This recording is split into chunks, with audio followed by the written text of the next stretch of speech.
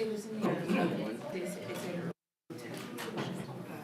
It's the bus, yeah. Or it's like those who's basically on this outside street. That's how it was served there. So don't have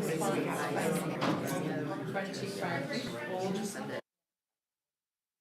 I was dying to know.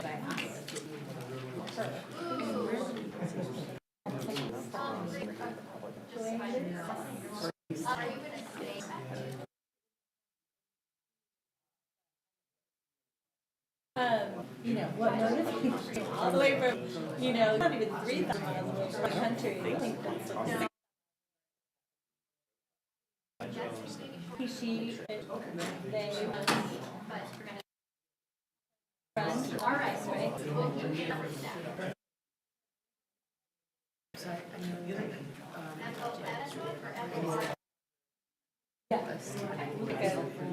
yeah, ones I wonder about just like daily, just writing the expectations of that. I'm happy to spend some time. Yeah.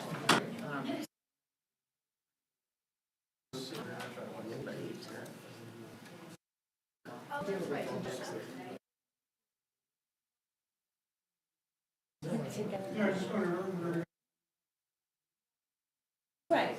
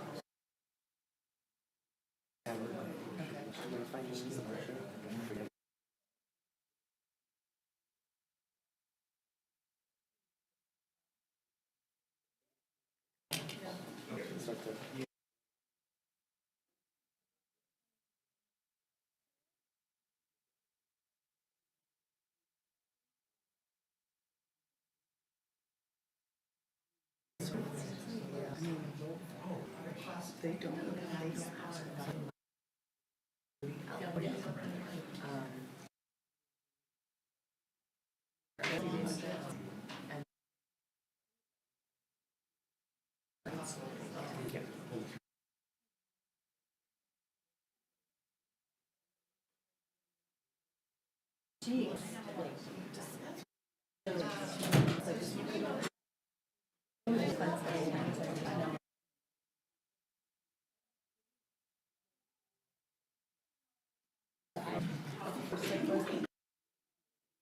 yeah.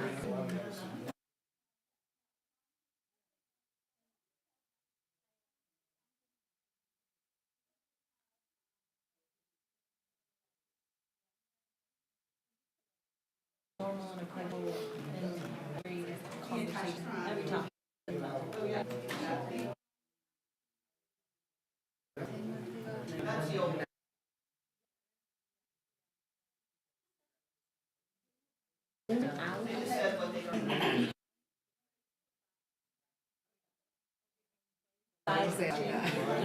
It was very fascinating.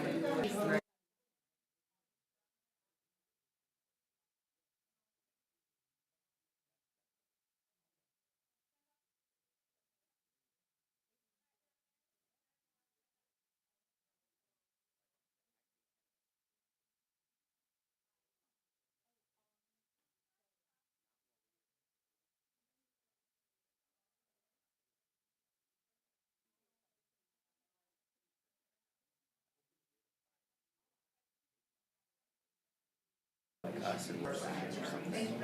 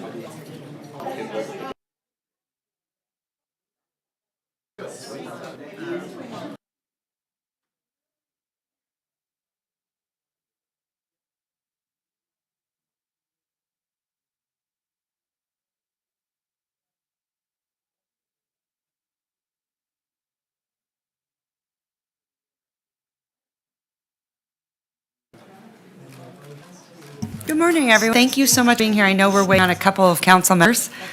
Madam Clerk, you ready? Good morning, Madam Mayor. Give us just a second to get everything ready, and we'll be ready to go. Sure. You're good? Okay. That wasn't my place.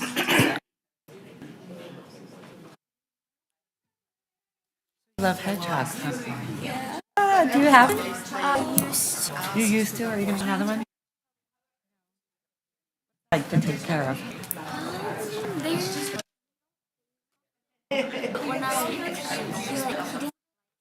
All right, Madam Mayor, ready to go? We are ready to rock and roll. Jack, can we use your microphone? For a little minute? There you are. This is Jack. He's our city manager. He's the big cheese. She actually runs everything. Even though people-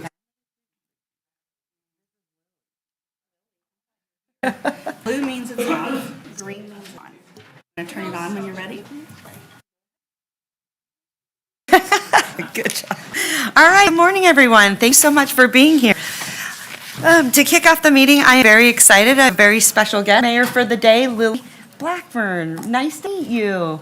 And many of you probably know Chad in our community. He does a lot of work in hospice. And I was fortunate enough to meet Lily at an event, and I looked at her, and she's so incredibly intelligent and kind. And I said, "You'd like a future mayor, but maybe future president, right? Girls can do anything." Yes. Okay, so you go to Vaughan Middle School. Yes. You're 12 years old, and I heard that you actually like funny animal. What animal is that? I don't think they're me. They're definitely exotic, but I like hedgehogs. I used to have them. Yay. You used to have a hedgehog? Yes, name was Cuddles. Cuddles. Okay. I love that. What else? Do you like to play soccer? I don't do any sports, but yes, I do like soccer. Oh, you do. You do like soccer. Okay. Well, good. I'm excited to have you. And then you're going to end leading us in pledge. So at this point, Madam Clerk, is there anything you need to do before I listen the nothing? Okay, great. All right, Lily, guess what? You get to listen the pledge. So we're going to stand up. Take it. I pledge allegiance to the flag of the United States of America and to the republic for which stands one nation, under God, indivisible, with liberty and justice for all. Wow, good job. All right, Madam Clerk, I'll send it to you. Thank you, Madam Mayor. We're calling for Wednesday, November 13th. Councilmember Breckus, absent at this time. Dewar. Here. Martinez. Here. Burt. Absent at this time. Taylor. Reese. Here. Sheevy. Here. Vice Mayor for the day, Blackburn. You that again? Vice Mayor, or Mayor for the day, Lily Blackburn. Here. Thank you, Madam Mayor. You have a quorum of the Reno's Council. Okay, thank you very much. All right, I'm going to send it. I think we have a couple of proclamations, correct, Madam Clerk? We do have some proclamations today, and I'm sure if you wanted to invite Lily up to say a couple about Mayor of the Day, you're also welcome to do that as well. I actually am. I thought we'd read proclamations, Great. and then we can. And just for the record, meeting over to Lily. Councilmember Burt is present online, and Councilmember Taylor, if you'd like to take it away for your proclamation today, it's all yours. Thank you. Ms. Mayor, would you like to join me at the podium? Go for it. The mayor, the vice mayor. Sorry, that. Thank you. I wasn't going.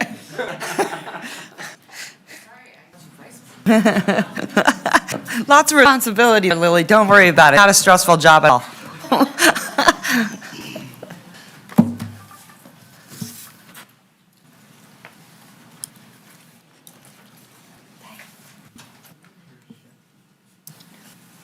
Okay, let me rehearse this so we're on the fly here. If I read this one, can you read that one? Okay. Whereas National Homeless Youth Awareness Month was designated by the U.S. Senate in 2021, with November being the time to the 2.5 million youth per year across the United States experiencing homeless, and the U.S. Department of Housing and Urban Development found that on a single night in 2023, more than 34,700 people under the age of 25 experienced homelessness, a 15% increase from 2022. And whereas homeless youth in Nevada are particularly vulnerable to countless dangers, including physical and sexual assault, mental and behavioral health issues, and heightened risk of trafficking, and whereas the city of Reno is committed to addressing homelessness throughout comprehensive initiatives that include outreach, services, and resources to support youth and families facing housing insecurity. And whereas the Eddy House in Reno served 511 youths, provided 16,489 bed nights, and provided 1,020 counseling sessions in 2023. It is Nevada's only nonprofit dedicated specifically to ending youth homelessness by providing any young person the support and life skills necessary for sustainable independence. And you can say your name. You say now therefore. Now therefore, I, your name. Lily Yes. Blackburn, Yeah. Mayor of the Yeah. City of Reno of the day, hereby declare November 2024. National Youth Homeless Awareness Month. Yay. Good job. That is fantastic. We have the folks here from the Eddy House and their incredible director. You want to say something? Yes, I will. My name is Trevor Maluso. I'm the Chief Executive Officer of the Eddy House, and we are so appreciative what the City of Reno is doing to support Eddy House and to mark November as National Homeless Awareness Month. And we look forward to future opportunities to partner together. For example, the City of Reno supports us for CDBG grant funding. And so I think you guys have been great partners with us for many years, and we can always find more ways to partner together. So appreciative of what it means for us today and for the hundreds of homeless youth that are serving each and every day. Thank you, Trevor. Thank you so much. How's the project going? Looks incredible. Yeah, we are ahead of schedule and under budget, which is amazing, and are set to hopefully have a ribbon cutting this spring. So we're very excited. Awesome. Under budget. Time is amazing. It's always amazing. Yeah. Good job. Thank you.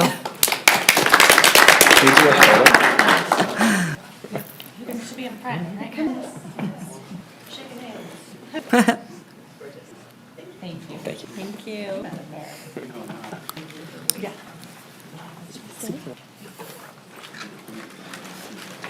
All right, clerk, sending it back to you. All right, madam, if you're ready for general public comment, we come into that.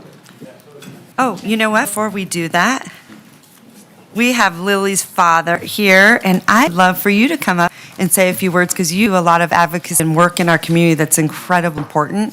I'm so grateful for your service. So then, Austin, tell me, are you proud of your dad? Yes, you're proud. Yes. I hear you volunteer with your father. Tell me, I do. you do tell me a little bit about that. Sometimes I volunteer at Shepherd's Clothes Closet, which is a nonprofit dedicated to, that's the pin I do for good purpose. It's dedicated to giving people, not just homeless people, but like low income families, like clothes and like some other stuff. Wonderful. Wonderful. Are you proud, Dad? I'm extremely proud, and just want to thank you, Madam Mayor, and the Council of Reno for having Lily. It's imperative that we show our youth that young ladies can do anything they set their mind to, that we break party lines, and it's about causes and those we're trying to serve who are vulnerable in our community. And I couldn't be prouder to be your father, Lily. And I just want to encourage, keep being the change, keep loving people and the difference, and show your friends. And together we have a big future with kids like you. Oh, Thank you. I love that. Wow, do you want to cry? Oh, yes, I want to cry. I want to cry. That was so incredibly kind. Okay, we're going to go into public comment. Ready? All right, Madam Clerk. Thank you, Madam Mayor. Thanks, you guys, for coming. Thank you. Our first item today is opening public comment. Members of the public may hear, observe, and provide public comment virtually by registering through the following link, which can be found on reno.gov/meetings, https://reno.gov/COUNCIL11-13. It should be noted for those in attendance that comments are to be addressed to the mayor and council as a whole. Comments heard on this item will be limited to 3 minutes per person and pertain to matters both on and off the council's agenda. Council may not take action upon any matter not agendized on today's agenda. When you're called on for public comment, state your name for the record and begin speaking. The timer will begin when you state your name, and you will be afforded 3 minutes. For those participating in chambers, in accordance with Council Rules 6.3.11, while in this room, please be respectful. Disruptive behavior from audience members like clapping, yelling, whistling, etc., which lead the meeting may result in a warning issued by the presiding officer, and if the behavior continues, you'll be removed from chambers. If an attendee in the Zoom meeting would like to make public comment, please raise your hand at this time. And those making public comment, the microphones will queue up. You don't need to adjust them to you. First public commenter today is Chaplain Chaz Blackburn, followed by Andrea Pelton, followed by Terry Brooks. Well, good morning. I'm Chaplain Chaz Blackburn, and I'd like to address about some causes. We have a really exciting announcement. I'm the president of the Circle Life Hospice Foundation.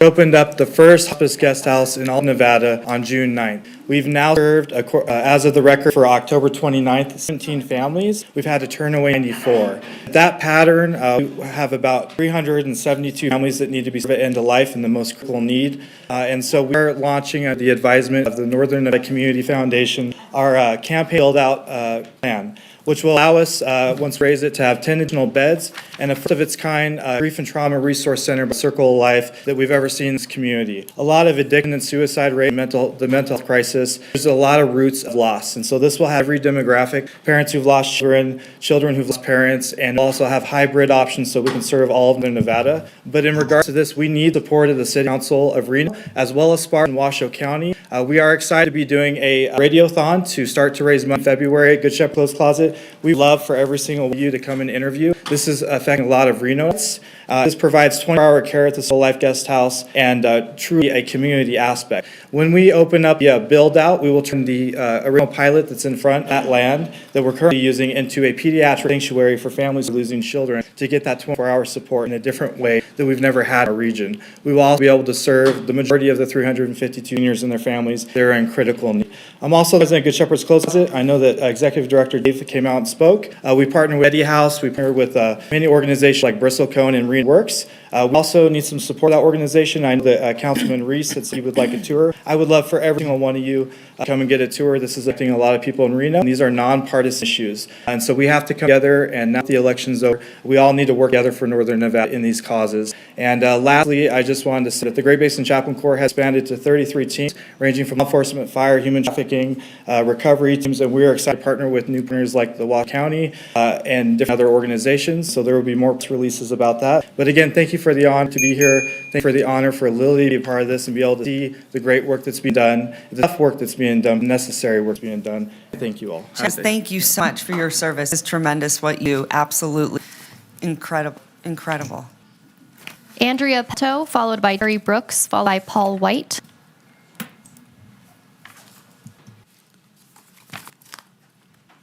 Good morning, everyone. My name is Andrea Aldo, and I am the treasurer of the Circle of Life Foundation. And so I just want to, echo what Jeff said about, the needs for the guest house. The people I've met, the stories that I heard. We had a 97-year-old woman who was abandoned by her family. And she had nowhere to go. Her family just dropped her off at urgent care and said, she's your problem now. And so we were able to take her into guest house and, and give her, lots of love and care, for her final days. We also had, the age range was from this woman down to a 47-year-old archaeologist whose family lived all over the country. And I had a conversation with his mom, and she was so thankful to be able, to be at guest house. His sister was able to put up a cot and stay with him 24/7 for his last weeks. And the mom slept on the couch, and the uncle slept in the recliner, and the whole family was able to be together. So, because the mom said, everywhere else we checked, said, oh, come, 8 o'clock, you guys have to leave, and, you can come back tomorrow morning. And, that's not the way we operate. That's not the way, want people spend their fine days. So on Thursday, March 20th, from 3 p.m. So we'll be holding our guest house ribbon cutting, and we would like for all of you to come and attend our ribbon cutting. It will be held at the Reno Public Market. So, and then we need to get the word out, and we need to get everybody to work together. You know, caregiving, we supply 24-hour caregiving services, which runs almost approximately $30,000 a month. And so, you know, we really need everyone's support and buy-in to keep this going.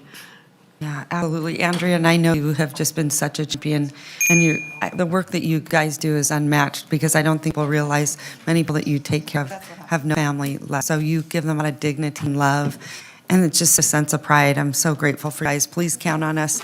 Be there. Your radio on, however we can help you. We're just, a lot of communities don't have anything like this. So we are just very fortunate.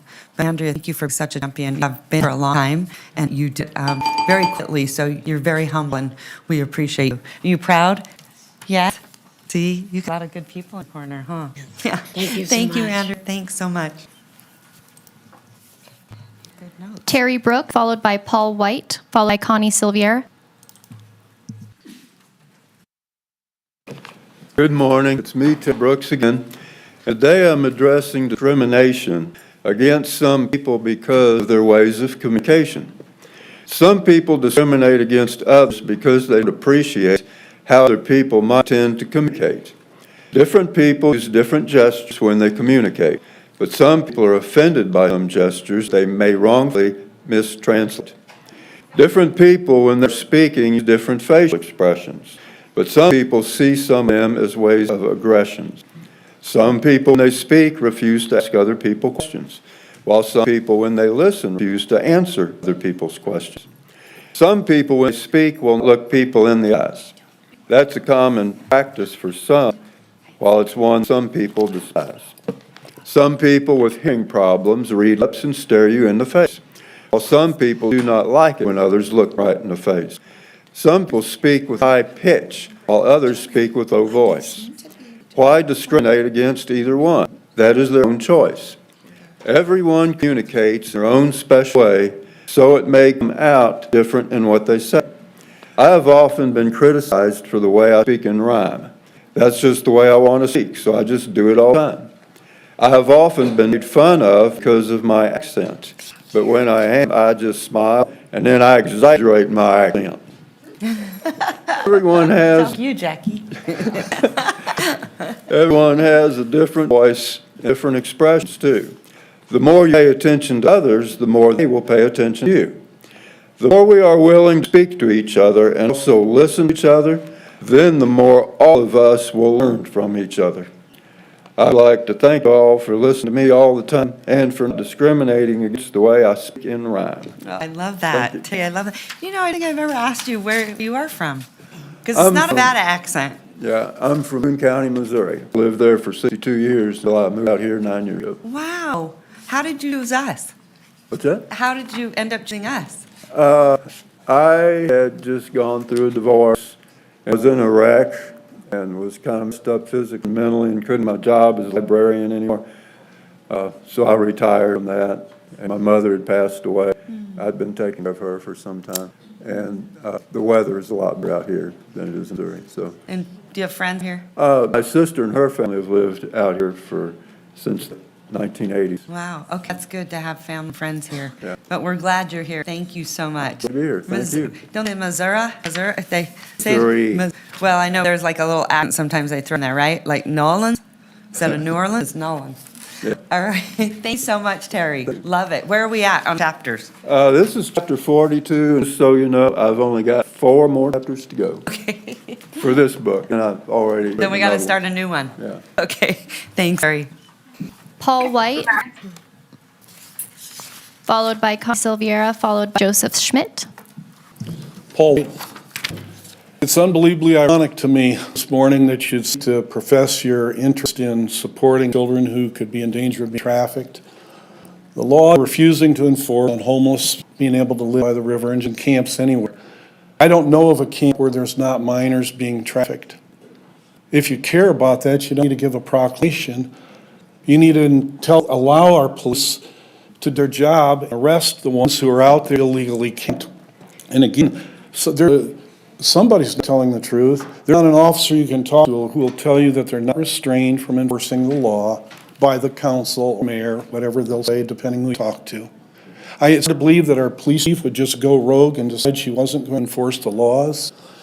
Also, in terms of the children, as we sit here this morning, is anybody aware that in every high school we got this morning, in there right now, in many of our middle schools, we've got girls anywhere from a couple to a couple dozen per school being trafficked?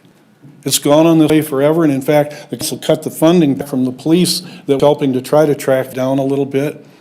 But the thing to finish with is, in several conversations, the mayor and the police chief over in Sparks, and if anybody hasn't gone to the GR and simply looked across to the water plant from our side and looked at our side from the water plant, what's wrong here? You don't almost see any homeless in Sparks. You certainly see none on the river.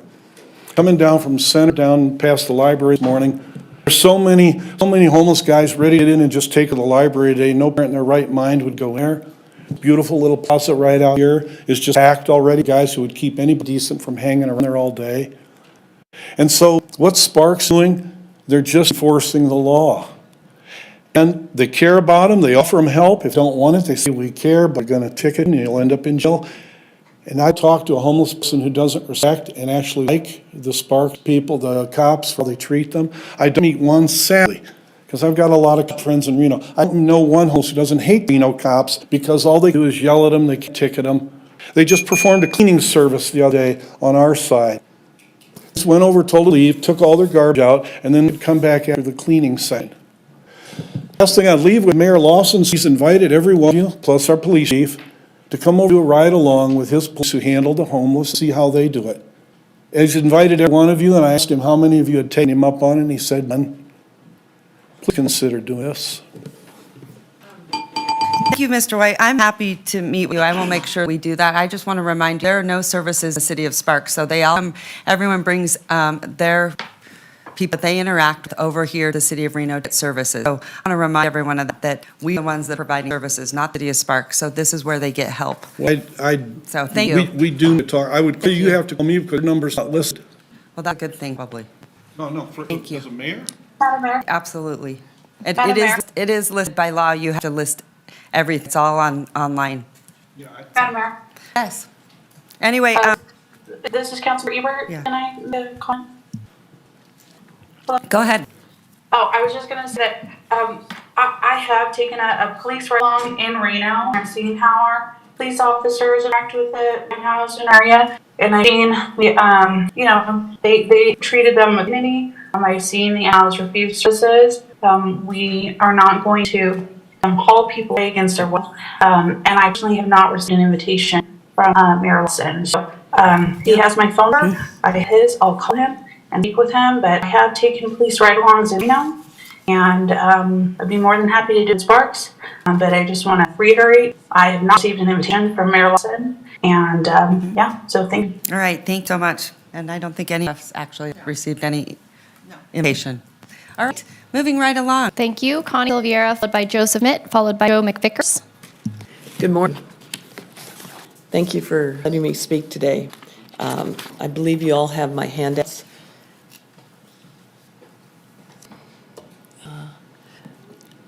Just an update again, the parks. I know the Wilkinson Park is slated to be redone next year.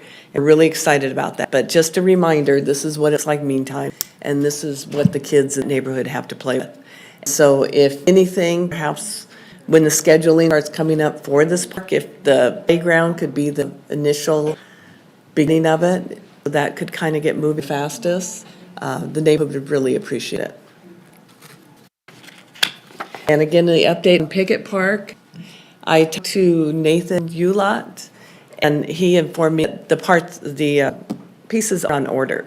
What concerns me is that when I started this process with Liston Park, the parts were on order for well over a year. And so I just want to make sure that I keep reminding, if there's any way to expedite these parts, get them moving, that would be great, because this has been like in this condition for years. And on that same note, I'm sure you all saw this news article recently in October where there was a shooting at Park. And like I keep saying, if we let them in disrepair, the homeless do move in. And that's a whole nother problem. So I just want to remind everybody that the importance of getting this back on track as soon as possible so families keep coming. And not that it fixes any of the homeless problem, but, you know, it's something to think about.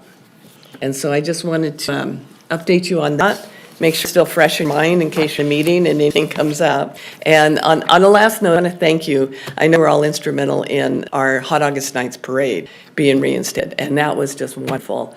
Really appreciate it. The community appreciate it. But on that same thing, I know that you guys had a special meetings planned where you would discuss all of that stuff, and I was hoping to come, but it got canceled. Yeah. So I was hoping that it's still We will on the reschedule. books. You are going to Yes. reschedule? It fell on a weird time with other special events, districts, and Oh, okay. so none could be here. So we really wanted to make sure that we chose a date that is Oh, good. going to get a lot of attendance. Okay, well, I'll Yeah. keep watching the schedules for that, because I definitely want to come and see. But again, thank you. Yeah. Really appreciate it. If you could just provide email address, I will make sure Brian reaches out to you when we reschedule it. Okay. And thank you so much. First, I don't understand why it takes a year to reorder slide. Nathan, maybe you can help is with it? that. That seems crazy, but I don't know if that stuff, if every municipality is ordering at the same time or how that works. But I would also think we should remove the ones that are broken because A, it sends a really bad message, but if someone uses it and get hurt. It's dangerous. So Nathan, maybe a little update here. Yeah, thanks for the opportunity.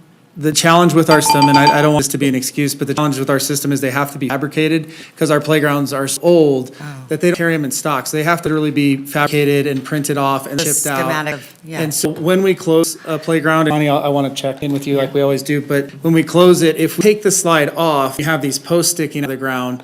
So we try to put it up at the top. And so that's one of the challenges, but we'll work on getting them off and see if there's a way to make it safe in the meantime without in the slide an attractive nuisance where it would climb up and maybe slide back down, so. Yeah, work on that. see, some entrepreneur out there should invent something that goes over the slide, so then it becomes sort of a new surface, like they do, like with bathrooms or something. Good idea. There's an idea for entrepreneurs. Thanks so much. I appreciate you so much. Keep coming back. These updates are really good. All right, thank you. Joseph Schmidt, followed by Joel McVickers. I'm Joseph Schmidt, and I'm here today because I got appointed by the city CFO of Van Buren to serve on the Financial Advisory Board, and so I just want to come introduce myself. I just recently finished the Reno Constituent Institute where I learned about this program. It's a wonderful program. Thank you for having that. I've lived in a lot of different cities, and I've never heard of any program that takes you behind the scenes. And so I spent 12 weeks with about 35 of my community members, going behind the scenes, meeting with the different organizations that help run the city, the great people doing great work. And so I learned this opportunity, and I immediately get involved. So I moved to Reno in 2019. I'm from the Midwest originally. I'm a bit of a nomad. I've traveled a lot in my life, but as soon as I moved here, I love the place, and I feel like it's the land enchantment. And I immediately bought a house and called the place my home. And so I started getting involved in some community organizations, Bees for Vets, which takes first responders and veterans with TBI and traumatic brain injury, helps them to learn beekeeping to get through their challenges. Help the Bees Foundation, which is also involved in the community. And so that led me to in the Reno Constituent Institute and opened me up to the city of Reno and all the great things going on. And I'm honored to serve the people of Reno on the Financial Advisory Board. And thank you for your time. I love this. Thank you for coming and introducing yourself. You're And I'm so welcome. glad you did RCI. You know, it's hard to get into RCI. It's got a wait list, and it's been so popular. And at one time, right before I was elected, the city wanted to get rid of it. Yeah. And I'm so glad that you came and you recognized it, because the people that put it on and the staff that show you around all departments and inner workings, a lot of people really don't know. And I think it's a really great opportunity to show exactly how the backside of a city works. And I'm super grateful that you came to recognize that, because I don't think people that are putting it together get enough praise. They love it. And so that means you got to run for office next. Yeah, well, once at a time. Yeah, there you go. But thank you to Noemi. Thank you. Noemi's great. Yeah, she did a wonderful job, Love that. managing the program. And I do commend you guys on having it. And, it gives you an insight into what it takes to run a city, and it's not easy. And so all the emergency responders, fire department, the police department, the waste management, you had to tour the new Moana pool, which is beautiful, beautiful facility. Just so many things going on here, and I'm just honored to be part of it. And I thank you again for the opportunity. Well, we're honored to have you. Thank you, Mayor. Appreciate it. Thank you. Joel McVickers, followed by Lacey Shea.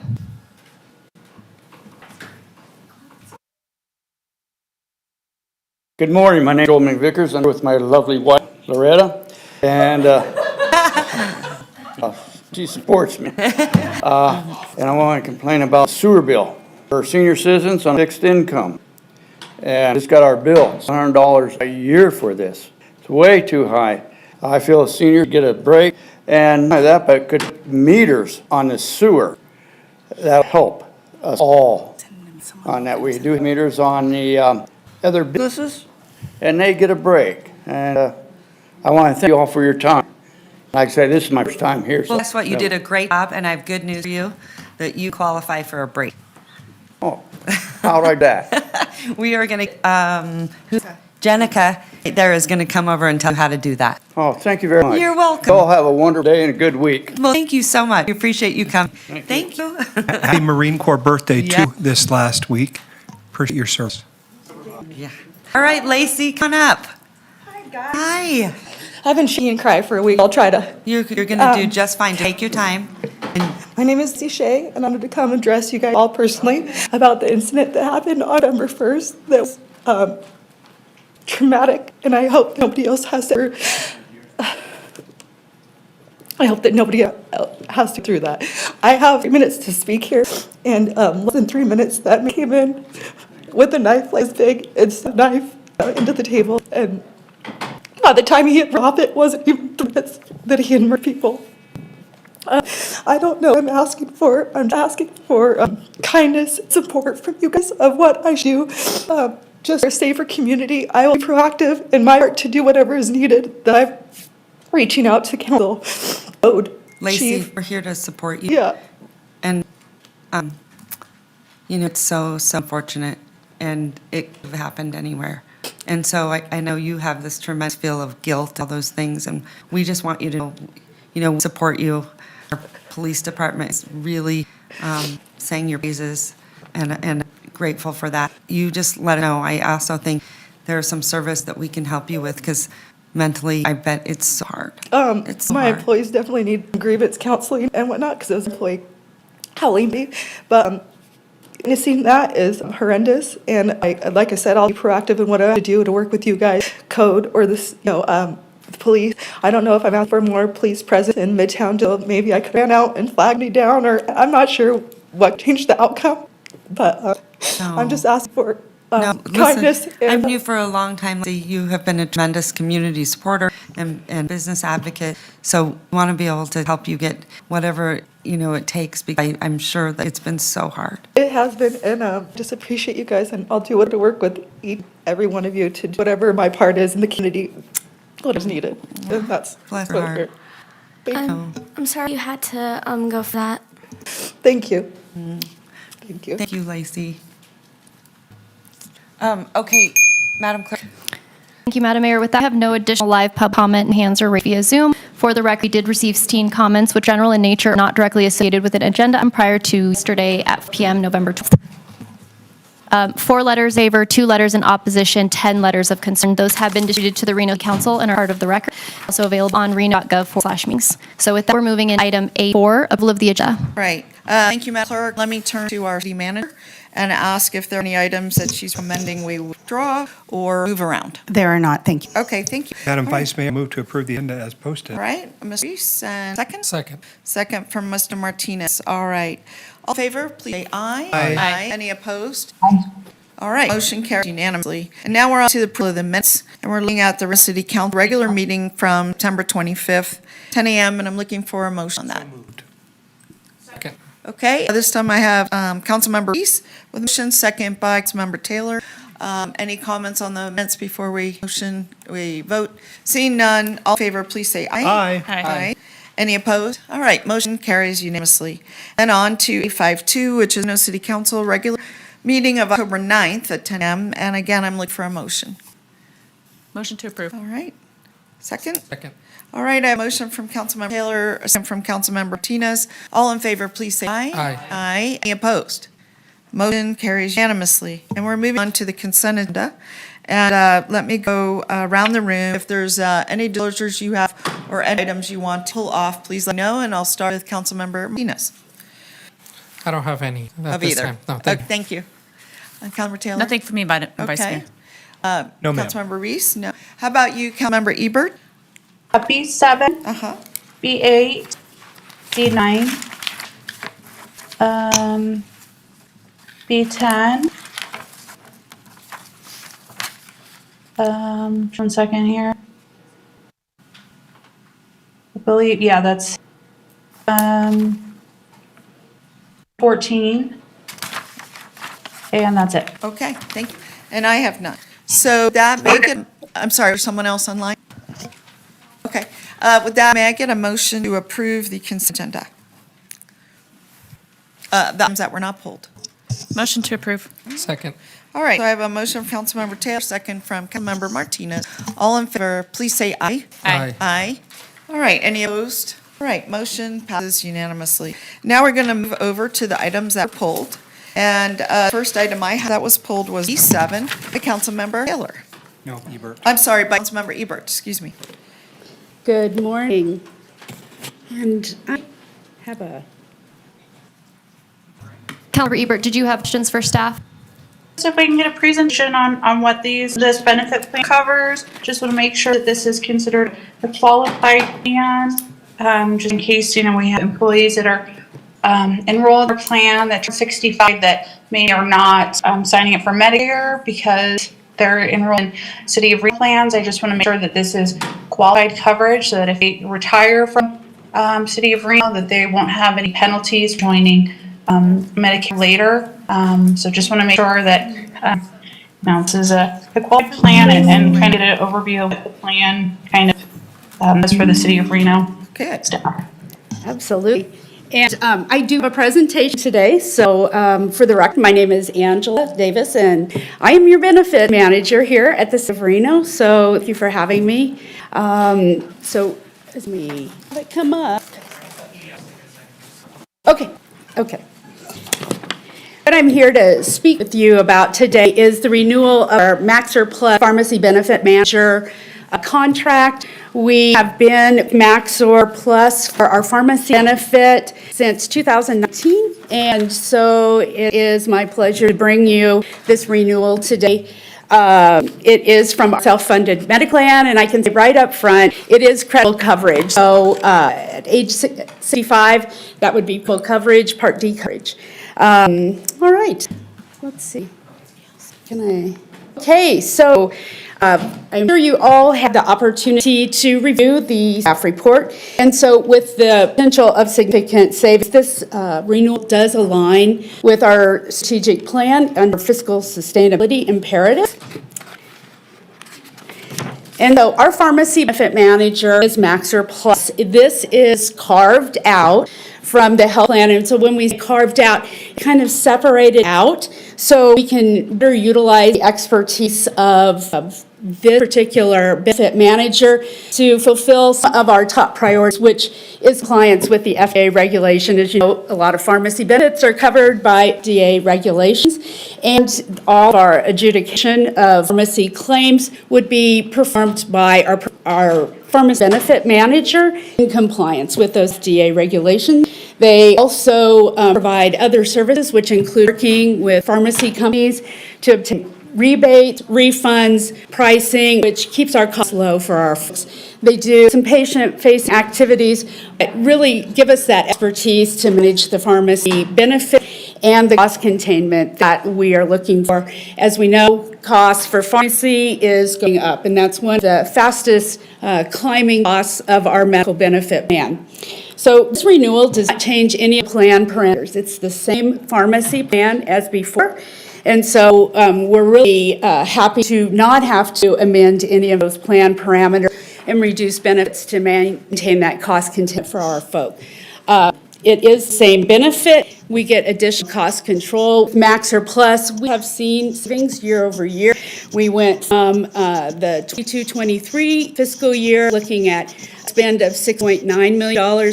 Last year, we saw a spend of $6.3 million.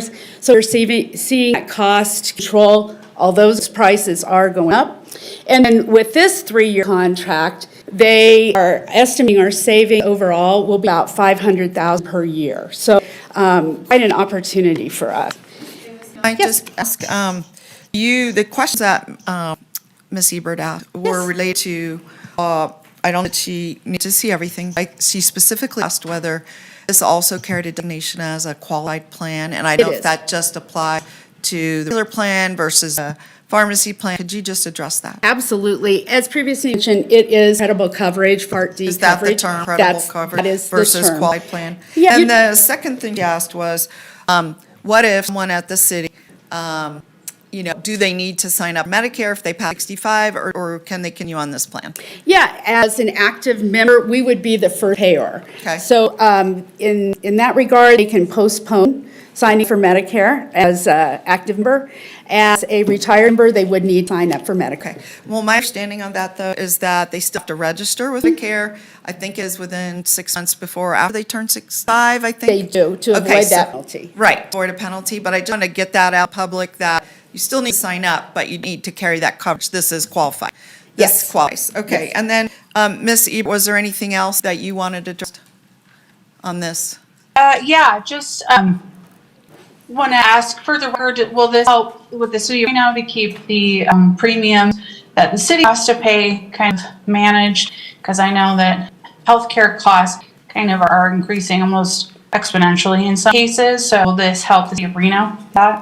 Absolutely. With that $500,000 savings, estimated savings each year, that makes a significant difference in our ability to contain the costs associated with plan and contain the costs associated with premiums. We did not raise premiums again this year, and I attribute that to great plan management through finance department, through human resources, and through the work of our employees. Well, All right, and it looks like on this slide that all the plans got very high favorable ratings for coverages, and then is there more to share with us? Absolutely. We were recommended to initiate a benefits survey, and so we did initiate an anonymous benefit survey for this plan year. Although it is still open, it is trending with favorable ratings for all of the coverage. 5 was being the best, so medical was 4.5, dental coverage 3.75 out of 5, vision coverage 4.75 out of 5, and our pharmacy coverage 4.5 out of 5. So very high ratings as well. Well, I don't want to cut you off, but here we are in motion, and let me ask Councilmember Ebert, did you have any other questions about the motion on the slide? No, and I just want to say thank you for the quick turnaround time on doing the survey with the employees. I appreciate that. Thanks for giving us the. I remember hearing that request, so thank you. Yeah, Ms. absolutely. Davis, did you have a motion for us, Ebert? Sure. Oh, wait, I'm sorry, Can before I we just get. ask one question? Yeah, Ms. Sheevy. Ms. Sheevy. Yeah, thank you so much. You've been amazing to work with. I absolutely love and adore you. You are just so responsive, and I think, and it seems like you have incredible passion for what you do, and it makes such a big difference. So thank you. Let me ask you this, because go with a pharmacy benefits manager, correct? Do we have an option to not have a pharmacy benefits manager? We do. Best practices is that we Yeah. do carve that out just because of the level of expertise required. So they go in there like they are a negotiator, right? They do negotiate directly with pharmaceutical companies. Yeah. And they have their own specialty pharmacy as well, which as. But they always say the rate goes up with pharmacy benefit manager. Why is that? Do you know? Yeah, we have done the opposite with our pharmacy benefit manager, and if you have a good one that's very transparent in their practices and prudent in how they're putting together the formulary, how they're structuring any of those pass-through refund, they're going to see those things. The big takeaway on the pharmacy benefit manager is definitely compliance with FDA regulations. So, and as we see marketing efforts and different types of drugs coming out, their ability to maintain that compliance with FDA regulation is so important. Those change almost daily now. Okay, I appreciate it. I just worry, because I think there's a lot that prey on companies and individuals, and I'm not a big fan, but I'm going to into your expertise on this, because you know the space much better. I would just say in the past and super critical, so whoever we are using, just got to keep cracking the whip. They are excellent to work with. I can't say enough about how smoothly they take care of things. If everything clicked along as well as this benefit did, we would be. Okay. All right, well, that's good to I hear. just That have a hasn't been comment. our experience in the past, and since you've gotten here, it's really been a huge difference, so. Good, I'm grateful. glad. Thank you. Well, you're welcome. All right. Davis, I wanted to thank you to, at our briefing, myself and Councilmember Ebert, we discussed challenge that we'd had both with the pharmacy side, also with medical on our insurance. And I just wanted to thank you for jumping right there. I don't know the rest of my personal case, and I'm asking for that now, but I know that you are available to our employees to help wade through all the paperwork, the bureaucracy, and help get the claim paid, and I think that's super important. So thank you. Oh, you're very welcome. All right, is there a motion from Ms. Ebert? Yeah, make a motion to approve. Okay, and is there a second? Second.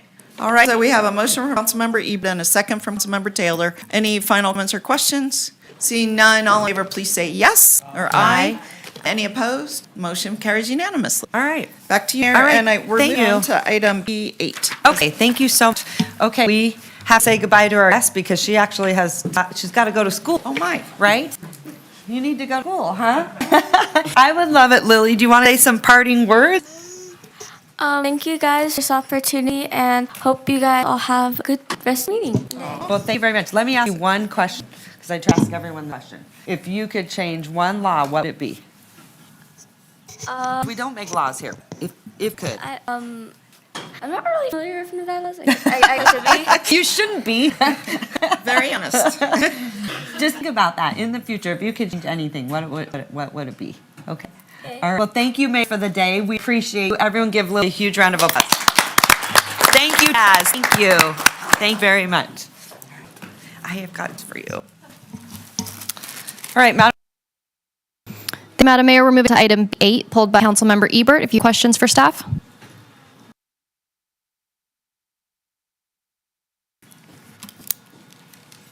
Councilmember Ebert, do you have questions for staff? Yeah, sorry about that. Yeah, just a bit of presentation, please. Certainly. Madam Mayor, Reno City Council, my name is Matt Smith. I'm a senior civil engineer with Utility Services Department. Today I'll be presenting on item B, which is the Tahoe Reno Industrial General Improvement District, or IGID, Effluent Rate Setting Agreement. This aligns with our strategic plan through infrastructure, climate change, and environmental sustainability, as well as physical sustainability. First, let's start out, what is the Tri-GID pump station in the pipeline? There was an effluent agreement which was approved in September of 2017. It stipulated that we established this rate. We decided to do a rate study as well for that rate. The Tri-GID constructed and funded all the infrastructure to build the pump station pipeline, and benefits the city for effluent disposal. It's a good use of the effluent, as well as, and then additionally, a part of the infrastructure operated and maintained by Truckee Meadows Water Reclamation Facility, or TUMWRF. Specifically this station and then pipe that is on MWRF property. So this is just an image of the pipeline. It's about 16 miles long. It's pretty massive, but the vast majority of the pipeline is maintained by the Tri-GID. So what item is today, it's a rate establishment between the City of Reno and Sparks and Tri-GID. Again, this was stipulated in the original agreement that we're required to provide a rate. It is a rate per 1,000 gallons. The rate is based on at cost. So it's to maintain and operate the physical infrastructure. It includes a percentage of a full-time employee, electrical costs to run the pumps, and then a life cycle cost for all the equipment. This is not a construction project, because all this has already been built. It's not a cost to the city. It's not a commitment to any future funding, and it's a revenue source. As stated before, it's at cost. So our recommended motion is to approve the agreement. Let me just ask if there are any questions. I do have a question. So at my briefing, I brought up that I was having a hard time understanding what the actual rate is. And I know that you have a pen to study, but can you summarize for us what the rate is? Certainly. So, and I kind of said it in the presentation. So what does that cost? But Yes. what is? Yeah, it's $1.15 per 1,000 gallons. And that $1.15 comprised of the electrical cost per kilowatt hour, percentage of a full-time employee, just do routine maintenance on the pump station that's anticipated, as well as the life cycle cost of the pump station. And then in the memo, you talked about increasing, you said we have increasing cost, I think you said 2.9%. Is that embedded, is there an inflation factor embedded in this rate? I'm actually not sure about that. I know what the rate was made through the American Water Works Association Best Practices for Water Supply Distribution. I think that the agreement gives us the opportunity to renegotiate at a later time. Well, in your memo, you say the TUMWRF labor portion of the rate increases annually by 2.9%, commencing July 1, 2025. So I wasn't sure if every year the rate go up to 2.9% or what you were trying to get there. Trina Magoon, Director of Utility Service. For the record, yes, you are correct. That's an inflationary rate. Okay, so it will go up 2.9%. And then at the briefing, we also asked you to provide information, which was provided to, I think it was Western Regional Water Commission, about the number of plants, I think there are 5, that are providing reclaimed water. And you were going to tell us where they were and the rate structure, because what we discovered is that, and let me make sure I'm summarizing correct. What we discovered is that in South Reno, so the portion that's operated by Washoe County, distribution of effluent is free. There's no payment for cost. It's basically embedded in the cost for sewer that's paid by all residents. They're getting that's for service from Washoe County. So let me make sure that's correct. There's no individual cost to a golf course or someone who wants reclaimed water. So is that correct? That's my understanding. That is a Washoe County system. Right. And we are working with Washoe County and the city of Sparks, our users, to come up with a memo to give you all of the information. Good. We're gathering some of that. Still gathering, okay. Well, we were informed 5 plants and different prices. And what we're concerned about at Western Regional, and we're the one who's the rate setting here, is that some people are getting reclaimed water, it appears to be free. Some people are getting a direct charge, in this case, at cost charge. And then some people, like the golf course in North Valleys, is apparently being charged a rate and they feel singled out. So we want equity and parity and an appropriate model. So you're going to provide that to us later? Yeah, we will provide a model of what we are charging to our current customers, currently at. Well, we're asking for all, only 5, and Western Regional did it already. And lastly, you just tell us where, when you come back, is there an update to this rate other than the automatic 2.9? We'll never review it again. That's my question. Do we have a plan to review? I think the agreement, I'll have to get back to you when we. Like, is there a term, is there a date, completion of this agreement? It's at discretion. Oh, discretion of the directors, okay. Okay. In the agreement, it's at the discretion of the directors to reevaluate the rate. Okay, all right, thank you. And then, Councilmember Ebert, I know you pulled this side. Did you have any question? Yeah, I mean, I have a lot of questions regarding this. I mean, one, I guess isn't really a question so much as a statement is, I don't necessarily support the rate just going up without review. And it's my understanding, correct me if I'm wrong, that the water that the North Valleys Golf Course is using is purchased from Washoe County. That Reno is collecting the payment. It is actually Washoe County water that Washoe County is setting the rate. For the record, John Flansburgh, Regional Infrastructure Administrator. Councilmember Ebert, the golf course belongs to Washoe County. We don't charge the golf course, we charge Washoe County. Washoe County then carries that rate or charges the golf course what they charge them. The beginning, how this all came together, Washoe County was able to save their potable water rights in the valleys, which were very valuable. They were able to take those water rights, and because we're using effluent, they no longer needed to use the potable water right. They were able to sell those water rights. Part of the sale of those water rights went for things like improvements in North Valley Sports Complex that we have today, and other uses that Washoe County used that for. They entered into this agreement with us. The money that we receive for the effluent in North Valley actually doesn't, we don't really charge, we're not making money for this situation. We are only trying to make sure we can replace the infrastructure so we can keep the purple pipe, the pumps, everything that goes into it, so we continue providing that source of the golf course on into the future. Didn't the golf course pay at least for a portion of the purple pipe? The golf course did pay for a portion of the purple pipe, and as did some of the developers in North Valleys. But we also have to recover. We were trying to make that we can recover the cost of the future replaced, and that's why we collect that now. It would be if we didn't do something like that, then we would end up with a large capital project in the future. We'd need to fund. We wouldn't have the money to fund it, or we have to incorporate it into the rate that the sewer users are using. It was decided long ago that we wanted the purple pipe system to pay for itself and the sewer system to pay for itself. Isn't the model that Washoe County moved to in the last couple of years in South Turkey Meadows. So, give me a second here. What funding source, what fund would be used to replace the infrastructure? When it is time to replace the infrastructure in North Valleys, it would be the sewer fund. So we collect money, the money that we charge Washoe County for the effluent water, that does go into the revenue, as revenue into the sewer fund. That will be the fund that replaces it. What is the sewer fund balance currently? Sewer fund balance. And then after this, can we wrap up? Councilmember, we can come back to you and get the answer here. Okay. But what's the answer? Don't know, or? It's on $100 million at this point. Okay. But we also are doing a rate study now, and we have tremendous amount of capital projects. And so that is going to deplete a lot, going to go down quite a bit with projects. Bringing something back to in a couple months to Thank you. spring to talk the rates. Anyone else? I saw Councilman Taylor. Did you have anything? Miguel, did you have any questions? Mr. Reeves? No questions. Mayor? I appreciate Trina so much. You should be really, really proud because doing incredible, innovative projects and the award and accolades that you guys got, and you're so humble. Both are like, no, I want to say anything. Our staff is doing tremendous work. But you just need to know that it's very much recognized, and thanks so much. Good job. And then I have a follow-up question, John, while you're still here, I think to you. I think that at Tumwa, we do review the rates periodically. So I'm also uncomfortable with the rate forever and it's to the directors. I do think that on some return frequency, whether I think Tumwa, that might be 3, 4, or 5 years. I do think it'd be good to bring it back, let us know how it's working. I'd like to see that in the motion, frankly, is that the periodic report back to the council with an opportunity to review rate. If I may, could we make a slight adjustment to that and ask for that reporting to go to the Joint Coordinating Committee, which a council member is a member of? That would make more sense. We're keeping this cost center within the Truck Meadows Water. Well, if you give it to us both, because we're the ones in the rate, not the coordinating committee.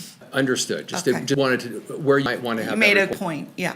But anyway, that's what I'd like to see is just, we don't have things forever. We would take a look at it and make sure, just like we Tumwa, that it is appropriate, it's keeping track. We don't need to increase or decrease it. I think a periodic check would be very helpful. Are there any more comments? Councilmember Ebert?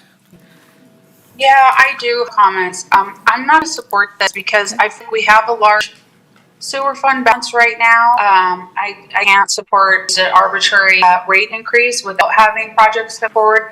Our balance hasn't been depleted.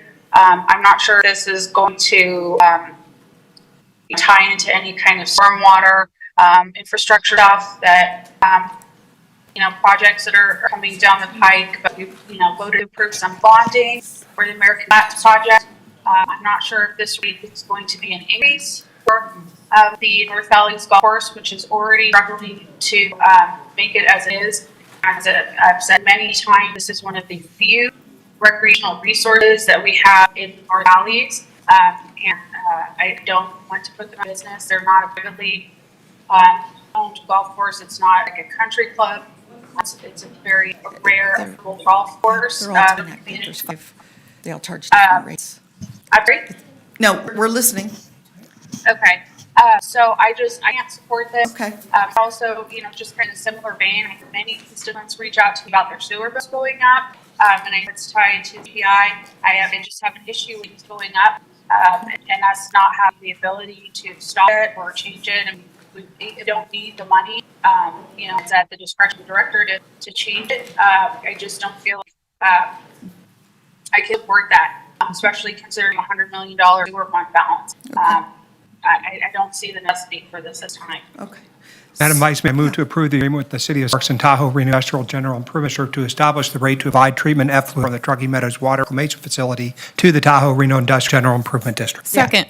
And then I'd like to see a report back. This isn't the timeline agreement so that we can check in on the rate. Everybody's nodding their head. That would be a best practice. Yes. So is that fine? That's fine. Okay. Does that need to be in the motion, or are you all fine with that? We understand the direction will effectuate accordingly. Thank you. Thank you. And just to clarify that the rate, we set the rate. Correct. And then, so we are not doing that, obviously, right now. But We are. Oh, We are. We're Okay. setting the rate at $1.15 per 1,000 gallons. And to your point earlier, there's 5 plants and they all have different rates. So we want, like at Tumwa, we have 12 different rates and they're all based on cost to serve. And so in this case, our staff have set the cost, the rate, just to recover our costs, not to get a profit. And, but they did say it's going to go up almost 3% every year automatically. And so what we're asking for is, rather than, that's what Councilmember Burt was getting at, rather than having it go on forever, we should review it and make sure it's working. And it's Susan Barth, Deputy Susan. City Attorney. Just for the record, this is not anything that customers of the City of Reno are paying. So It's that's with regard to exactly- negotiate agreement with industrial center. Okay, that's exactly what I want to know. So what you're telling me, that it does not affect, it doesn't affect the citizens, it affects us at the city. No, it It affects doesn't, the it Story affects County. Story Story County. County. That's Yeah. where the industrial center I is. think it's naive to assume that Yeah. bill increase at any tier is not going to be passed down to any consumer. Now, including as I share my golfers out there, but they're going to have to increase these to the point my constituents can no longer use the golfers, or they're going to go out of business. That's just a matter of fact. So I just acknowledge that this will likely be the only outdoor recreational facility in Fort out of business. So I just want that on record. Madam Mayor, I made a motion Yes, which and was I- seconded. and- I've asked call for question. Yeah, so we're going to vote. Discussion on the motion? We did have discussion. Oh. We're voting. Thank you so much. All right. Okay, well, we're going to cut off discussion at this time. I mean, it was the mayor that asked the question. Go ahead. So all in favor, please say aye. Aye. Any opposed? Opposed? Okay, so motion passes 5-1. Okay. And so thank you. And Mayor, back to you. I think we're on item B9. Madam Mayor, we're on item B9. It was pulled by Councilmember Ebert. Does she? Okay, Councilwoman, Yeah, take it away. can we get a presentation, please?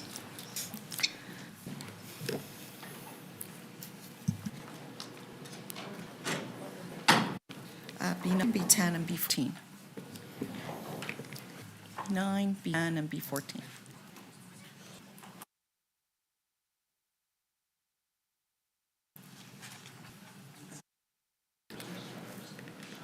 All right.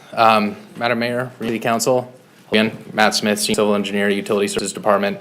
They'll be also presenting on item B9, which is the Tumwater Dewatering Building Selection and Pre-Construction Services Agreement. This aligns with our strategic plan through the infrastructure, climate change, and environmental sustainability, as well as fiscal sustainability. So what watering is where we have sludges at the plant which are full of liquids and solids, and we're trying to separate those two out. Existing building, which is highlighted in red on this slide, is old. It's too small for what we have right now, and we can't modify it without bringing it up to new site codes, and it's a lot of money to improve that one. So our green box here shows a rendition of what perhaps the new dewatering may look like, dewatering building may look like. So we've gone through pilot testing and evaluation. We've looked at the existing building and the improvements that it would take, and then we went into a pre-design. At the that was to get to 10% design, and at the 10% design, they recommended a new building. We've also gone forward with detailed design, which is going to get us to about 100% plans, and right now we're at CMAR onboarding project status. So we've gone through all these milestones. We started with a council approval to pursue CMAR back in August, and now we're here today, on November 13th, the CMAR selection and pre-construction contract award. What this item is it's a selection of the CMAR, which is, in this case, PCL Construction. It's an approval of the pre-construction services agreement. It's taking the plans and working with the engineer to go from 30% to 100%. It's going to give us cost estimates along the way so that we can verify and make sure that we're budgeting accordingly. And then it's going to get a GMP development, which is a guaranteed maximum price. What it's not, this is not a construction project award. This is just for pre-construction services agreement for PCL Construction. So our recommended motion today is to approve the section of PCL Construction for the to select them for CMAR, as well as approve the CMAR pre-construction services agreement. Was Councilmember Ebert hold this? Yeah, I don't have any questions. I just wanted a presentation. I don't know if anyone else has questions. I can give you. Do you have a motion, Councilmember Ebert? Yeah, I'll make a motion to approve. All right, I have a motion, I have a second. All those in favor, say aye. Aye. All those opposed, motion carries. All right. Madam Mayor, item B10, pulled by Councilmember Ebert. She has questions. Councilwoman Ebert. Get a presentation, please. Hi, Canoli at Parks and Recreation for the record. Thank the opportunity to share what's going on with the River Rangers and to thank the county for supporting the process. So, and thank you all for your intergovernmental work to help bring this forward. So, what this item is funding agreement with the county to bring $200,000 of ARPA funding into the Reno River Ranger program to fund an additional position for the next 2 years. So briefly, there's some agreed details. Washoe County agrees to provide $200,000 funding. It needs to be extended, as you probably well know now, by December 2026. Allow us to have one additional river range added to our team, and then reporting to this position will include reporting non-compliance along Washoe County properties. So to having eyes along the river and recon along the river to support entire river corridor through these positions as the county property goes out through our contiguous property. If you're watching the pictures on the right, this is our river rangers getting in the water there, removing like one of those race carts that the kids at Home Depot. So some of the performance indicator service request response, how quickly we can respond to them, and also how many the rangers put in to hopefully identify issues before the public has to identify them for us. Making sure that the areas are looked at and observed as they should be, rather than items that need to be corrected. Engagements, positive and corrective, will be tracked, including what warning, citations, and exclusions needed, service referrals, and debris removal. It's a match as river goes to county, and everybody in Reno is also in Washoe County, so it's a good regional partnership to continue to support a program that has been effective in the spaces along the river, and with additional resources could be so. So that is a motion. All right, any questions? Go ahead, Councilwoman Ebert. Yeah, I was just going to ask for a little more detail about what the position will do. I know we saw that picture, but what exactly do the River Rangers do? Sure. So the rangers have authority 150 feet on either side of the river to enforce civil infractions, also enforce our park regulations. So from an enforcement standpoint, they do that. They're also river rangers are ambassadors downtown, help get people connected with services, help visitors get connected with programming opportunities and things like that. This additional position will allow for a double up on the weekends to allow for even greater support during our event season, and just provide more of those services in a space where we didn't have. Do we have like data or numbers on how successful rangers are with getting people in services? Sure, it's included in the downtown report from a perspective. It's very similar in other areas where it's they have to accept the services, but they're offered every time they're engaged where there's a perception need. We offer service to connect them. So as far as effectiveness, that's not really their main purpose. It's just a part of their function. Main purpose is to provide a positive experience in our parks and in our downtown and in the river corridor. So we do offer services. That's not a key indicator for us on that side. Just want to make sure we're supporting the overall mission to get people connected with services. Okay. And has there been any kind of discussions for the long term of keeping this position? I know we're funding with ARP dollars now, but those are not going to last forever. Do you think that there's a need for this to be a long-term position? Is there any discussions on how to keep this position? I think this is an opportunity, this additional funding gives us an opportunity to show that the program works, and that decision, frankly, will have to be made as a part of the budget process by this body. If we want to keep it after this funding goes up, we're also looking at other grant funding sources that are a little more stable to including TWA and our partners at TURFMA. There may be a greater opportunity to fund through those resources in the future. Do you think the county will continue to fund this position? I really can't answer that. I hope that we show success, and I hope there would be a desire to, but that's the job, is to show that this works and that we keep going. Okay, so how many? Okay. Oh, okay. I'll come back to you, okay? Councilwoman Taylor. Thank you, Madam Mayor. I just would like to thank you so much, Nathan, and to my colleagues, Vice Mayor and Councilman Martinez. I know this was a huge effort with Washoe County and our partners. As somebody who walks the river every single day, what an amazing treasure it is, and it looks so good. Your team is amazing. Those river rangers and all the people that we have working down there, I think takes everyone. And I think it's Garrett that's new. Yep. Yeah, it's a phenomenal resource that we have, and everybody's worked really hard to get there. So thank you. Gratitude. And thank you for supporting those resources. That's really given a chance to be successful. Thank you. All right, anyone else? Go ahead. I want to give kudos to, this was hard fought with the flood project, and then we got this commitment from Washoe County to put in their funds, and I'm certainly going to be one that'll be working towards helping get this to Did you continue. get fund from flood? It was 20% of 7 positions. Is that how it's structured? Yeah, it's 20% of the entire program. Which currently funds 1. If we can get to 9, we get a whole nother position, so we would have 2. But this is a good step in the right direction. Well, we would have liked it a little different, but that's what they went to do, so we went with that, right, Mika? Well, I'll hold my tongue for a minute, and then I'll weigh in on that. Go ahead, Councilwoman Ebert. Councilwoman Ebert?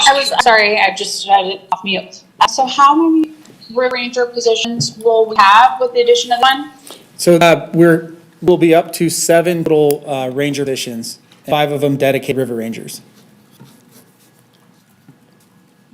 And how many completely funded by ARPA? Just going to be the one? This would be the only position funded by ARPA. Okay. Okay, I don't have anything else right now. Thank you. Nathan, let me ask you this. Any support from Sparks? I think in some of the feedback TURFMA and Councilmember Doer Martinez can share, I think at the TURFMA board meeting last week where we get first quarterly report on funding, I think the feedback was positive even from Lawson about that they're seeing a difference. The problem is, and heard it with, there was another public commenter. The problem is that they take their HOPE team and they push them into the city of Reno. And we provide the services, that is complete fine, but they also don't really partner with us in any capacity. I want to commend the county for stepping up and actually saying what, I think they dedicated this to show their partnership. But we will never, ever get the river to the capacity we want it in. It's fragmented. I'm not yelling at Nathan, but I'm frustrated because this has been an ongoing challenge. And then, I hear flood, sort of strange, bizarre funding mechanism that you're doing over there. Well, I want to remind everyone there are 2 representatives from Sparks that sit there that actually stopped.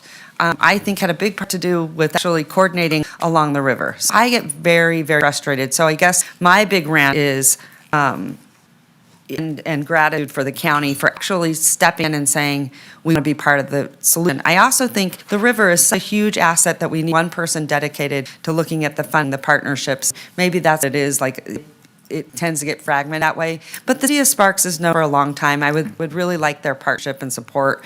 And it's very, very disappointing because they constantly say, well, look, our side is so wonderful. Well, that's because pushing them at our side, and we have to work together to make it clean, safe, and a place that everyone wants to recreate together, not siloed. So I'm super frustrated. So I guess the biggest message, thank you to the county. Thank you. All right, any other questions? Oh, I do have one more. One of the things, and Doug brought this up a while back, so I wondered where we were at. I was a little confused on parameters, like what the areas are there, because here's what I have to see in my, I want them all on the river, going up, down, interacting with residents, recreators, tourists, residents, because they all deserve services along there. Doesn't matter, what you're doing, but also, it really is something where we can be proactive, an opportunity to be proactive instead of reactive, and then we get in trouble because we're cleaning up, and that takes a lot of resources, time, and money. So I want an idea of what that looks like. I mean, I think you get one river ranger that's dedicated to a specific, part of the river, and then it goes like this. So there is coordination, and it's making sense. What is that like now? Because I had heard that they were also sort of scattered in parks, and that's not the intention.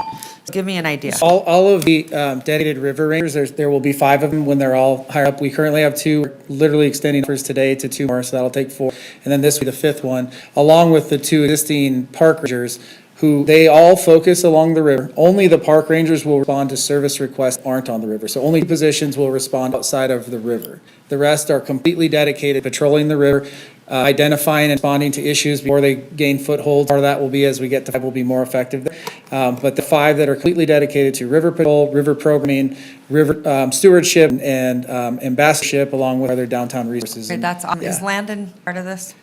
Landon is working on the Tumwa grant, which opens up in January, so we can apply for, hopefully that could be additional funding. I know that's. Should have been. Yeah. It should have been. Don't get me going there. Okay, well, we're gonna get on it. Thank you. So, Tell yeah. him thank you. That's what I was looking for. Awesome. Landon jumping in. Okay. Yes, he is. Thank you so much. Okay. Question, before you go, you showed some really amazing pictures at the flood. Sure. For the before and after of your rangers' work. Do you have those or? I have them, but I don't have them Oh, ready for okay. display. I'm happy to share though. Well, yeah, we'll send them to us or whatever. They were really great befores and afters. And anyway, I'd be happy to make a motion on this item. I'm looking for that, Madam. Please, a motion. I have a second.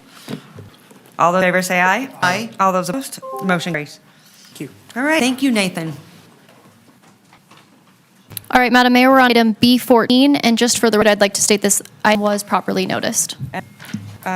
Was this by Ebert? This is pulled by Councilmember Ebert. Okay, Councilwoman Ebert. Could I have the order, please? There you are.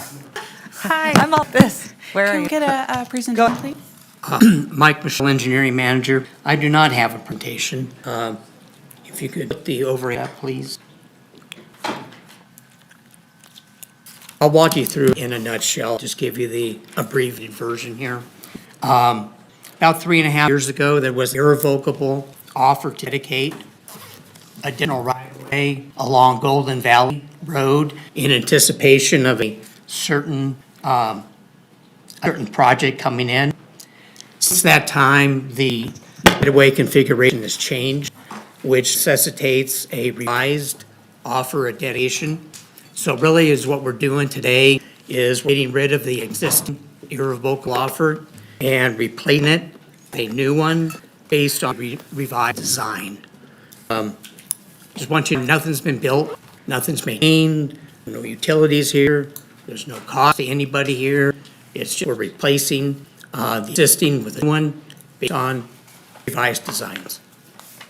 I'm happy to answer any questions. I don't have any questions. I just received. Okay, give me a motion. Yeah, motion to approve. A motion and a second. All those in favor say aye. Aye. All those opposed? Motion carries. All right. Madam Mayor, we're moving on to item D1, the December downtown update. Perfect. This is great. Great. Any public comment on this item, clerk? We do not have any public comment registered for this one. Okay, Brian, it's all you. Take it away. Well, thank you. Good morning, Madam Mayor, Councilmember Brian McCardle, Realization Manager. We're here to give a September monthly downtown update. I will be giving the presentation on behalf of most of the city departments, although they are in the audience if any questions come up. Efforts being done in multiple city departments kind of touch all the strategic priorities for the city, down to having safe and vibrant downtown, economic development, public safety, arts and culture, et cetera. And you'll see the presentation is a little different from what we've done in the past.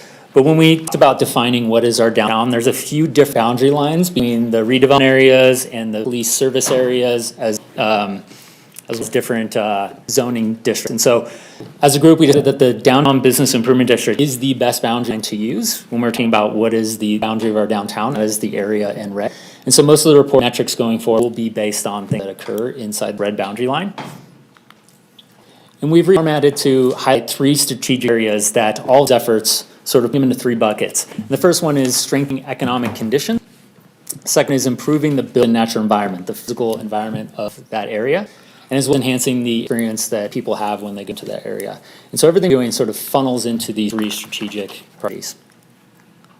The first one is strengthening economic conditions. And so this is the City of Reno and its partners. We're actively creating initiatives to help attract investment, engaging property owners, building more housing, as well as creating jobs in the downtown core, so pretty much the downtown economy. And what we would like to see as a desired outcome in the future is re-energizing the redevelopment agency, which we've already done, increasing street level activity by attracting more business activity in the area, increasing downtown residential activity, which we'll get to in a minute, as well as amenities for our residents in downtown, and then increasing the property owner, business owner outreach efforts. So we're actively reaching out not only to business owners and future prospective business owners, but also the current property owners as well. And to update the metrics for the month of September, I'm not going to go through every one, but I want to call out a few of those. And the first one is had 2 new businesses open. That is Toll's development project at Downtown Crossing. Teriyaki Bananas and Planet Movie have both opened in those retail units that are right up on the freeway up there. And so some new business growth. I also want to call out the growth in residential units in the area. Just this past month alone, we've added the Ballpark Apartments in September. That is 369 units, almost 500 new parking spaces, as well as the Vintage at Washington Square, which is a senior affordable housing project. That was 205 units. And so what I want to call that is in 1 month, we've grown 504 residential units in our downtown. It's double the growth in a single month over what we've seen in the last decade. Yeah. So in 1 month, doubled the growth over what we've seen in the last 10 years downtown. That will start to have tremendous effects at the downtown core as we see more people moving in, walking around, freeing businesses, etc. The next one is improving the natural environment. The things you feel, see, touch. This is the infrastructure of the area. And so these are full improvements to make downtown better connected and accessible to not only recreational activities, but also travel and leisure activities. So what are we doing to make investments that increases that? And so the desired outcomes is to improve the built environment infrastructure upgrades. This is micromobility, this is plaza improvements. Develop placemaking initiatives to create vibrant public spaces. This is our activation program. Continue to provide regular high-quality proactive maintenance. This is also done through the city as well as the Downtown Reno Partnership. Implement the Truckee River Plan that was formally adopted, I think, 2 months ago. And then implement proactive code enforcement to prevent not only making sure that downtown is vibrant, but also making sure that these properties don't further deteriorate into an even worse situation. So we want to make sure that we're actually holding the property owner's value in context. We make sure that their property isn't falling behind. And so things I'd like to call out on this one is we've completed 2 restore projects in the downtown area. If you've gone by the National Automobile Museum, you'll note all brand new landscaping as well as some trees that were in the area. That was a restore project. And then Budringer Bar on 4th Street did some sound improvements as well as a ton of ADA acts for their space. They put awnings outside of their buildings, and so that was the same restore awardee. We still have a few more coming on in the next few months. Birdie will be opening some project California Avenue, so we'll continue to see those in the future. We did apply for one grant. This is a grant for potential pedestrian bridge from Dickerson Road to Idlewild Park. Although it's in downtown, that bridge will directly have an impact on how people utilize the river for the benefit of downtown, so we called that out. And I will note that proactive enforcement went from 30 in August down to 3. This is because we did proactive enforcement fairly hard the last 2 months, and our enforcement officer has been working with those cases to get those remediated. So this month is in September, been focused on working with the property owners to solve those current cases. And only 16 service requests from M&O is actually a healthy number. That's kind of where we want to be and have our service requests taken care of. Third category is enhancing the downtown experience, how people feel when they go to the area, what they do. So this is improvements to make downtown more welcoming, safe, and active environment. And so this desired outcomes are increase the acceptance rate services from homeless outreach efforts, from year-round activation of public spaces, maintain a visit presence of public safety officers, river rangers, and then support downtown Reno Partnership Ambassador Program to maintain a safe and welcoming downtown. So a couple that I want to call out on this one is you'll see an increase, is what we wanted to see, is increase in people accepting services. And the reason why it went from 2% to 40% in last month is that Karma Box doing 5 days a week, as well as increased city walks, as well as having a greater presence. They're starting to build some rapport with these people, and people are starting to accept city services or services in general, as well as the River Rangers starting to be part of the solution as well. So they're connecting with people and building rapport, and you saw that went up to 41%. So good trend there. 4 new events occur in downtown. These are events that are part of our Plaza Pilot Activation Program, and that is Flicks on the Bricks, Harmony on the River, Off the Rails concert series, as well as Dancing on the River. So they, I believe a few of these will be included in October's report, but that event season has sunset, and we're already planning next event season. And with that, I would like to invite Neoma Jordan from the Downtown Reno Partnership to give a brief update on what they're doing. Okay, thank you, Brian. Of course. Thank you. I love the new speakers, by the way. You don't have to bend over and they pick it up. It's fantastic. Thank you very much. I'm here just to give a quick update. I have a little video to show you. We have launched the Downtown Reno Partnership. We have launched our Security Ambassador Program. Finally, we have contracted with Allied Security. We currently have 5 licensed security guards that are patrolling public realm of downtown Reno. That is not something that has occurred with any regularity in the public home spaces in downtown to my memory. Security guard will protect private or public properties, but they aren't necessarily patrolling the alleyways, the riverwalk, sidewalks, and that sort of thing. So we have them in some of our hotspot locations, and they are out there doing their good work right now. So if you see them, say hello to them. We are so excited. Thank you, council members, for your trash cans. They're on order. In about 2 months, you will see them downtown, 2 to 2.5 months. I'm stealing thunder from the staff who are working on this, but double the number of trash receptacles in downtown that currently exist. I know everybody talks about the important infrastructure, and you can't have a clean downtown if you don't have the proper infrastructure receptacles for the trash. And so just imagine on 4th Street, you can go from Virginia to Keystone, and you will see currently 1 trash can. 1. You're going to see that quadruple. So we're excited to have that, and we'll be able to brand them by districts with some creative art to make them an art piece as well as a functional receptacle. We did a lot of great work with the city of Reno, RPD. I know you're housing folks, the displacement of individuals from the Lake Camille Lodge. That was not something that was planned. I know it was planned as in the results of inspections. It required a number of different entities to come together to relocate the individuals, and we helped to drive individuals to shelter and other housing opportunities.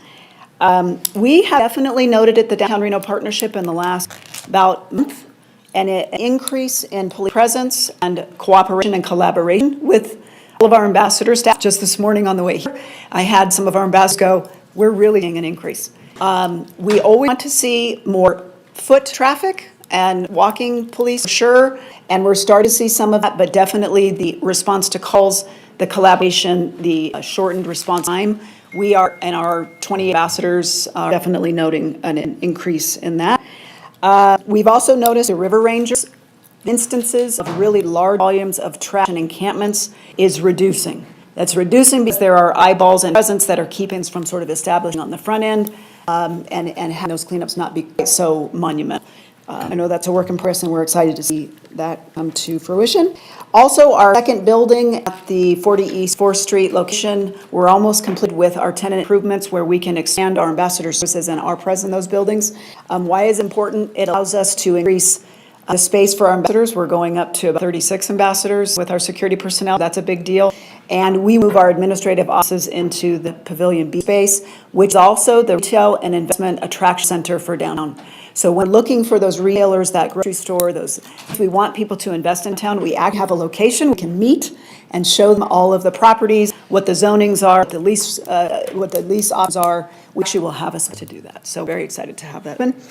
And again, we're so excited to have the dedicated river rangers on board. They're making a difference already, and I can't wait to get all on board. So with that, I think we have a video to show you. We are launching our Positively Downtown campaign. To just, in a nutshell, what this is, there are many amazing things that are happening in downtown Reno. There are districts that are thriving. There are businesses that are really doing good work. There are people that are making a positive difference in downtown. Sometimes that gets lost in some areas that still have areas of improvement and growth. We're not naive to those things that need to be improved on, and we're all just swimming in the same direction on that. But there are a lot of good people doing good things in downtown Reno. So we launched this campaign in collaboration with Design on Edge. And this is an opportunity for the people who love, invest in, live in, students, employees, to tell their stories about what they love about downtown. So here's a little video.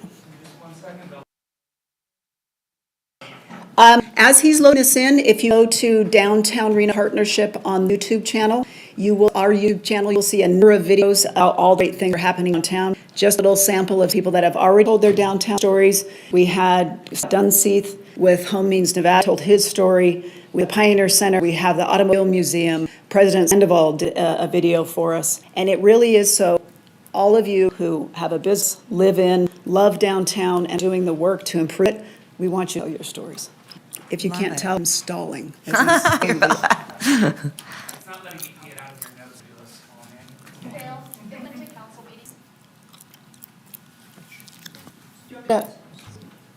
Questions while we're waiting?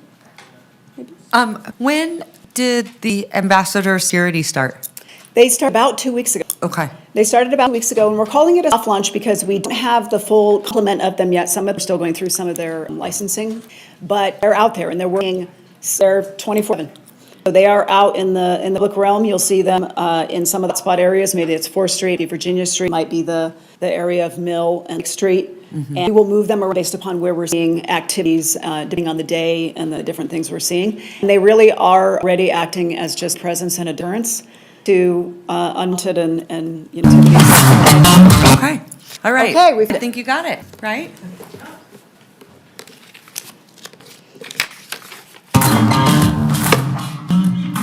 Grab a slice, hitch a ride, get a and roll the dice.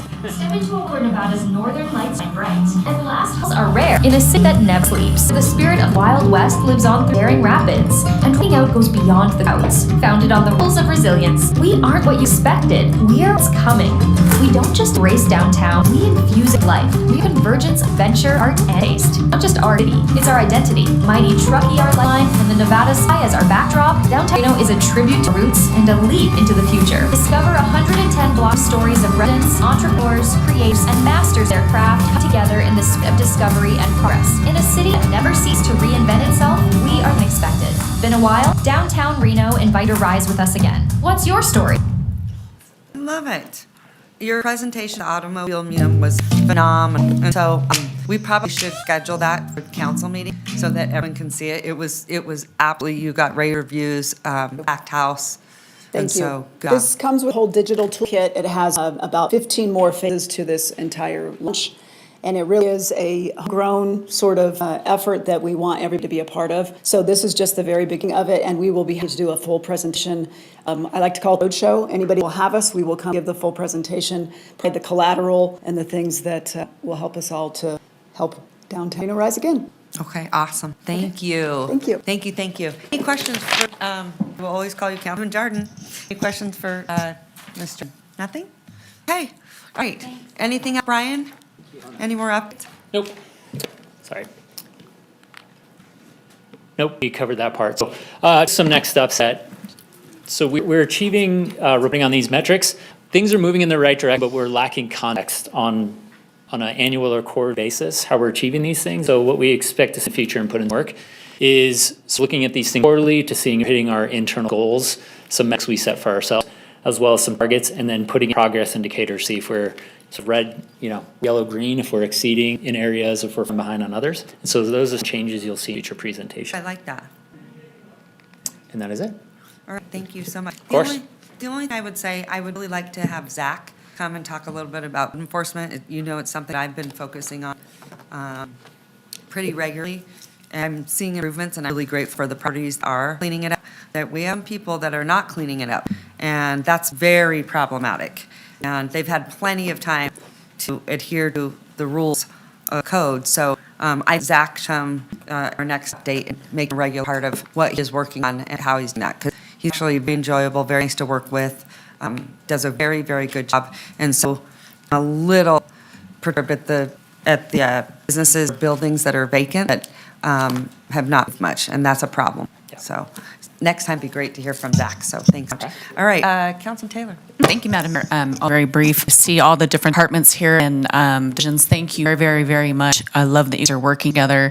Something my colleague said earlier, ARPA is going to route, so I would encourage and challenge you guys to keep working and researching new tools and things that you need down in the future to make sure we can keep the momentum going, and just like revise the presentation here for us. Just keep looking for ways to improve. Let us know how we can help you, because this is really, really exciting. I will say, I was skeptical, a rolling river recreation vehicle at Bar Bennett Park, and it is phenomenal. I can't tell you how awesome it is to see kids in that park coming down. It's like a recreation center on wheels, and just really downtown. What a place. Thank you, everybody, very, very much.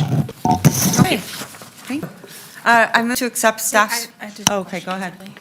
I'm not sure who these are for, and it's just kind of, I may be more so on the DRP functions.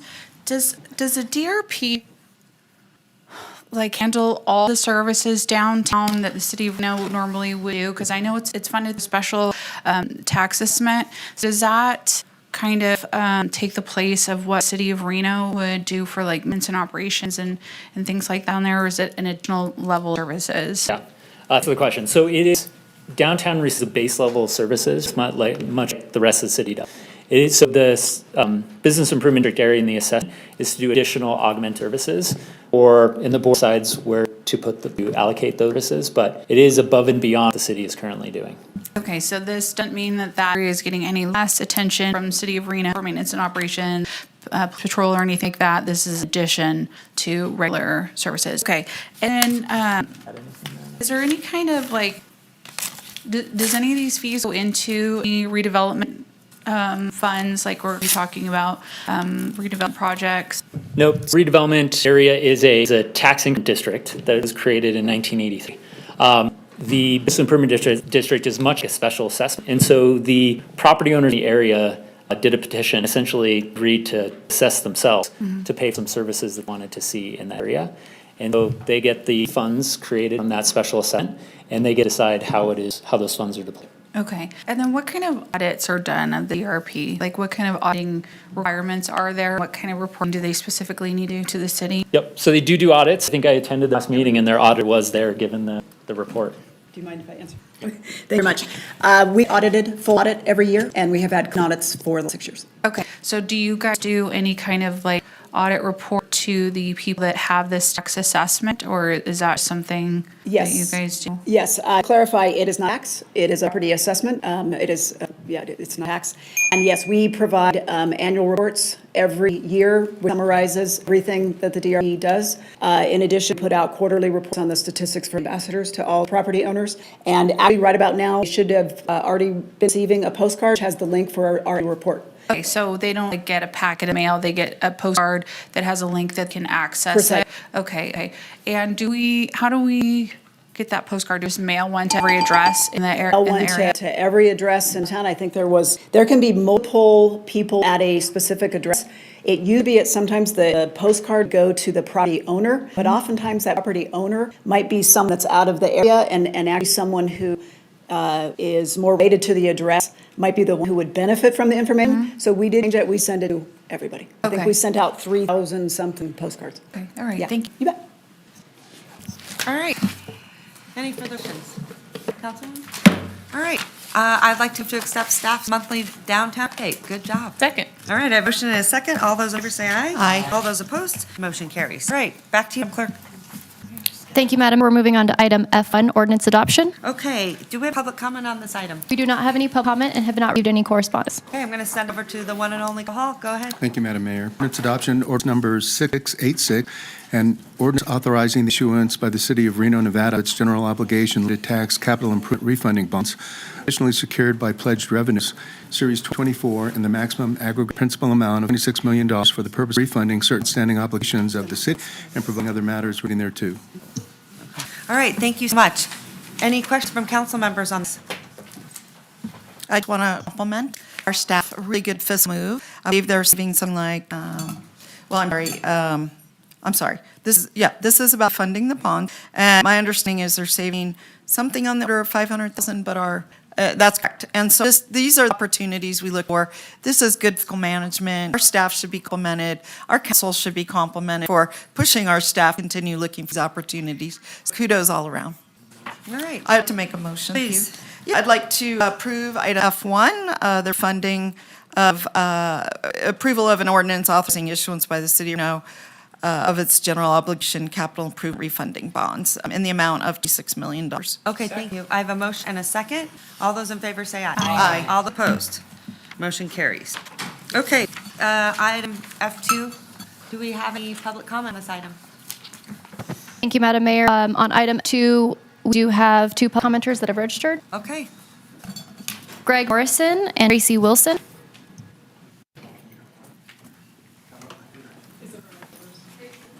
Tracy Wilson's going to go first.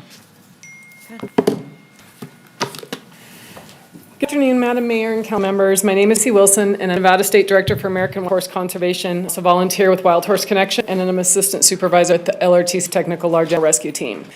This has been by far one of the most difficult and frustrating developments I've worked with regarding breeding range horses due to water situation. First, VR horses are beloved by the community and an integral part of our region's history, as witnessed recently by the overwhelming support in community donations for securing the safe release of the South Reno 25 to Wild Horse Connection after the horses were removed by the DA for this project, and donating for the upcoming fencing project, which is currently ongoing. You have heard that NRS 533 forbids providing water for horses.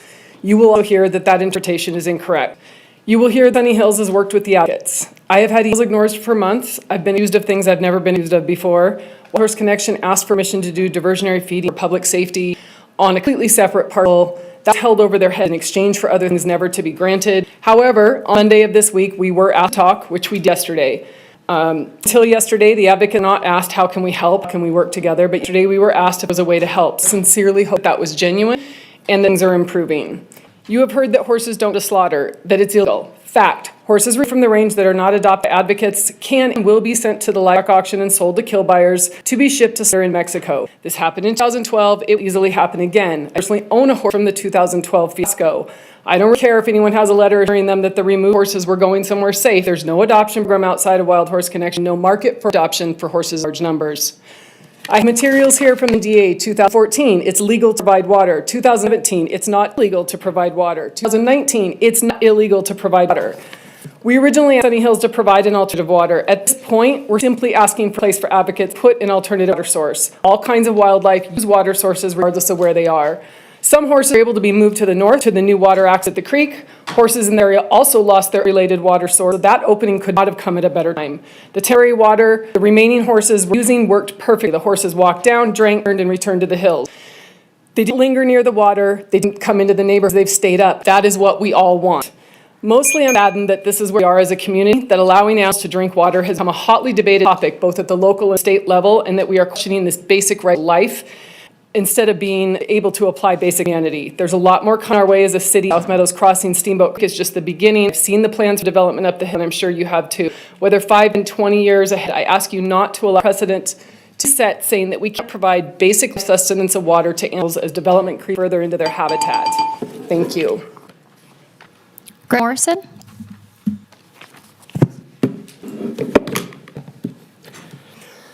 Hi, thank you. I'm Greg Moore. I'm an attorney at Parsons, Bailey, and Latimer in Reno. My practice focuses primarily on Nevada water law. That means spend a lot of time reading, interpreting, arguing about RS 533. I watched video from previous meetings with counsel for the developer standing here to this council that law is, quote, crystal clear. Those are his words. And I agree. That law is pretty clear. Pursuant to RS 533.503, it would be unlawful to try to get a stock watering permit for the Virginia range horses. What RS 533.503 says is irrelevant. It has nothing to do with what's being discussed here. Any discussion of NRS 533.503 by either the NDA or the developer is a red herring. What's being proposed here is using municipal water mitigation to replace water sources historically used by but lost to wild horses as the result of the development. What is proposed is turning a hose and filling a trough with water from the Tumwa municipal water supply. It's a short-term solution intended only to last until long-term solution viable. That use of water doesn't need a standalone permit. It's already permitted. It's permitted by the state engineer in accordance with statute, and it can be used by Tumwa's customers within its service area for their chosen purposes. Whether water is placed into a trough by the developer or my client, or placed by a third party into a trough on private land or land adjacent to the project, it is Tumwa water, paid for by the end user. I want to refer you and urge you to carefully consider this November 12th, 2024 memorandum provided by City Attorney Carl. It's a perfect articulation of the applicable law. I wish I could say it better than he did. I can't. The water permits we're discussing or not discussing are Tumwa's, and the decision of how to use water provided by Tumwa is up to the customer who pays Tumwa for the water. But the NDA and the developer here continue to point to NRS 533.503, which is say, make watering wild horses unlawful. It doesn't. It provides criteria for state engineer to approve a stock watering permit. There is no application of a stock watering permit of consideration here. Councilwoman Dewar clarified at the October 23rd meeting what the purpose of 533.503 was, and I urge you to refer to her knowledge of that statute. The municipal watering troughs is not pumping water under a stock watering permit, nor would it require a permit for the developer to do that. Thanks for your time. I've got a couple more things to say. All right. I assume both the developer and the NDA know that 533.503 has no relevance here. Both are relying on it as a pretext, because in a vacuum, it can be shoehorned to apply, but it doesn't. Nothing in NRS Chapter 533 precludes this proposed use. Nevada water law is clear, and Nevada water law allows putting water into troughs for horses. Thank you. Appreciate that. It's nice to have someone's an expert in the field. Appreciate that. Okay, good job. All right. Madam, for the record, we also received 5 comments directly associated with this item prior to 4 p.m. yesterday, November 12th. 3 letters in opposition and 2 letters of concern. Those have been distributed to the Reno City Council. Okay.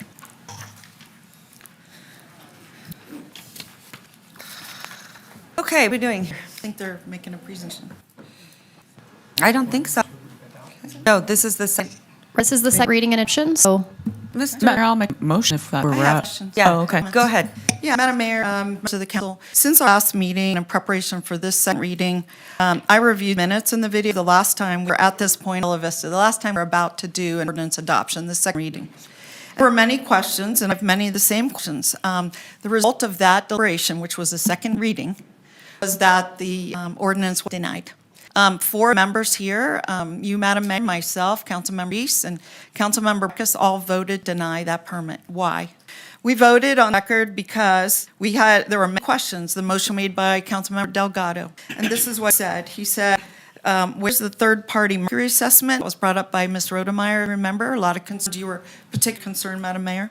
There was a question about the wildlife mitigation plan to be in concert with our master plan. There are several policies in our master plan that speak to the need for this, and there was no wildlife mitigation plan.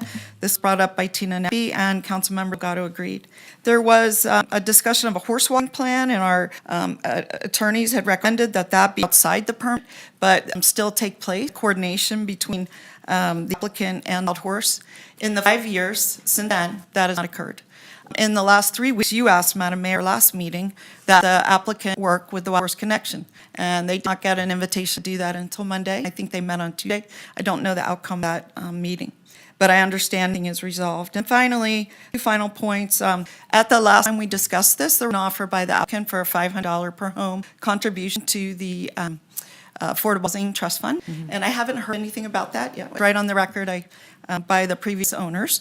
And then finally, you just heard from a representative from Parsons Billy about the applicability of this NRS 53503. To put that to bed, Tomwa was very concerned when they heard our attorneys seem to say that was correct. And at a meeting, I'm chair of Tomwa, so the representative of Tomwa, their attorney, Gundapoli, their internal counsel, our 2 attorneys here all met on Tuesday, and I believe Mr. Shipman has provided a revision memo to that policy, and I'd like to ask him to speak to it, what is really going on here. And then I'd like for our staff to respond to the points brought up about where is the $100, where's the horse watering plan outside the permit, where's the wildlife mitigation plan, where's the mercury assessment. All of those were asked for last time, and that is why the application was denied this time. So I'm hoping progress has been on those. So if those questions could be addressed, appreciate it.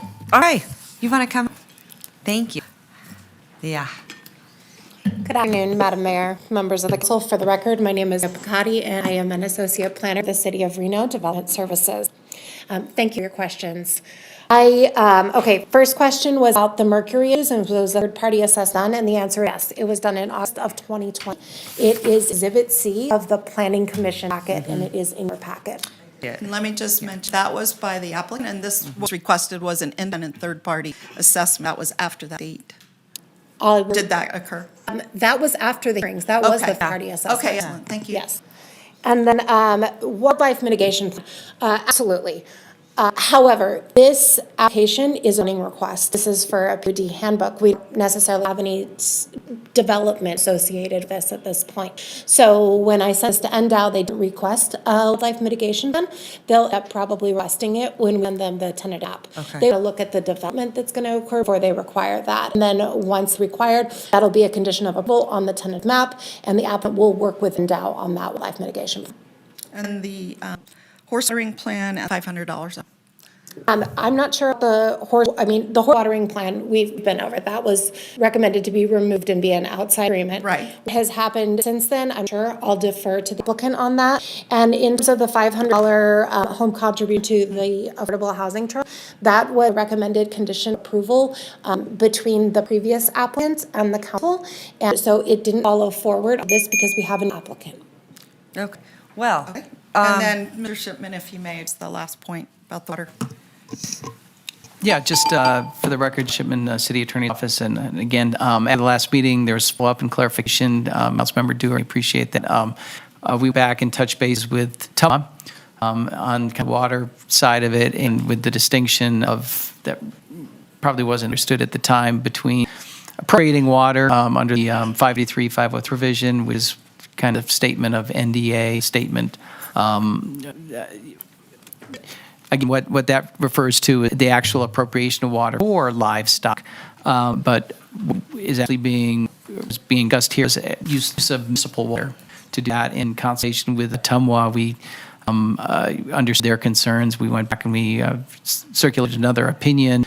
I think it was published this morning, November 12th, 2024. It should be part of your material there. That yes, in fact, to the extent that we're talking about municipal and industrial use water, it's the type of that would fall under the NRS 530-503 provision that's been cited by Department of Agriculture to date. So that's in your record. That's clarity. So Jonathan, is that so you're saying Tumwa's water who has water rights? Yeah, Not let me- the developer done, or how does that work? Let me, Can you again, this clarify? is. Sorry. Not being a right attorney. I Maybe will do- you I do can. my best to do it. Go ahead. So, but essentially, I mean, what it is, I mean, if you wanted to like water livestock and it was outside of the Tumwa service area, you have to go and through the water appropriation process that's outlined in RS 533. And then you would have to say, this is what we want to use water for, and then that would make it difficult, particularly for a person to water feral livestock, which is, using these terms as I understand, that are owned the state, and that so potentially the state engineer could not issue a permit for that water. Alternatively, if you have a situation where the Tumwa boundary is extended to provide actually water for a project, and then the owner of that project or the property owner wanted to fill, as discussed, a trough with water for the wild horses to from. That is, you can do that. I mean, there's no requirement. I mean, there's no prohibition against doing that. And the fact that it's municipal water does trigger the 533 process. Again, just want to be clear, though, it's still the position of the city's attorney's office that we cannot require a developer to that. And if there were to be sort of arrangement, would be outside the land use entitlement is being granted today. Oh, thank you. Appreciate it. Mr. Gordon, your turn. Hi, Mayor. Good morning still. Good morning, council. A couple issues. First of all, Gary Gordon on behalf of the applicant. Two issues here. Number one, you heard from the city attorney. We agree with them. You can't condemn us to water feral livestock by others. That would be a taking and not legal. So we agree no additional condition to be added. On the other side, and being a good key partner, yes, Mayor, you asked me to reach out to the organization. I did. We had them call. Thought it was candid, open, honest, productive. They sent over a proposal. I sent that to my client's review. I asked if we could have a follow-up call here this week, discuss access, water, other issues outside the purview of this handbook amendment. I commit to you on the record. We'll continue to work with them, try to find solutions. The big thing, though, is myself, as a property owner's representative, and Tracy's group, we're missing one at the table. Who owns the horses? NDA. We can't agree to do things of horses that are owned by a third party. So we bring NDA in and have a conversation with them as well, which I commit to you, we'll continue doing. But for purposes of today, it's a second reading to ask that the application forward as is. Let me ask you this. The NDA, are they easy to work with? Like, you get a hold of them? I mean, is there something that my office can do to facilitate that? In my experience, they have been easily accessible, but if not, I'll work through your office to make sure we get the right people in the room. Yeah, okay, so that, and then the other thing, I think there was an offer at one time, we've been on a few projects of being into the Affordable Housing Fund. I do think, Jack, that's something we should bring back to talk about what those things look like. But I would say in this instance, it might be helpful that's dedicated to the horse side of this, particularly because this is such an issue with the horse. That could be a separate agreement, but I'd love to see you continue because you got to work with Tracy and the horses, or it's just continue to get harder and harder for developers in these areas to do projects. So appreciate you reaching out. I know you wanted the right thing. That's really, really got to happen. This one is really hard because it really was on your heart when you're such, animal activists, animal lovers. It sounds so simple, yes, like let's water them. And then I hear from other experts, well, when you do that, they become reliant on it. And whenever it stops, that's whenever it becomes really problematic. And then also I hear that it's not good to have them in our developments because it's dangerous to humans and to them, right? We've seen those horses abused by humans as well. I get these very conflicting messages from both sides. I don't know. I just know, but we've got to have the developer working with us because it's going to be very hard for council to approve as we move forward. So I think we should, I want to use your project as an example because this has sort of been ongoing. We need to really get to a place where the developers know before they even get here in front of us that this is what is required of you. You will not even through those doors until you have this down. So that's got to happen. Leah, you've done a really good job. Maybe we could maybe do a special meeting on this, something like that. But I think we have to have better clarity because then I think you get in the crossfires because you're doing everything right, and then all of a sudden you become a bad guy. I've seen some stuff on that's been in my office and the social media on both sides, and it's become so adversarial, and that's just not good, and it's not good community partnerships, and especially for horses. We have to have compassion for our animals. We just have to, or livestock, whatever people call them. They are, they're living animals. So we need to do what we possibly can. You're an animal lover.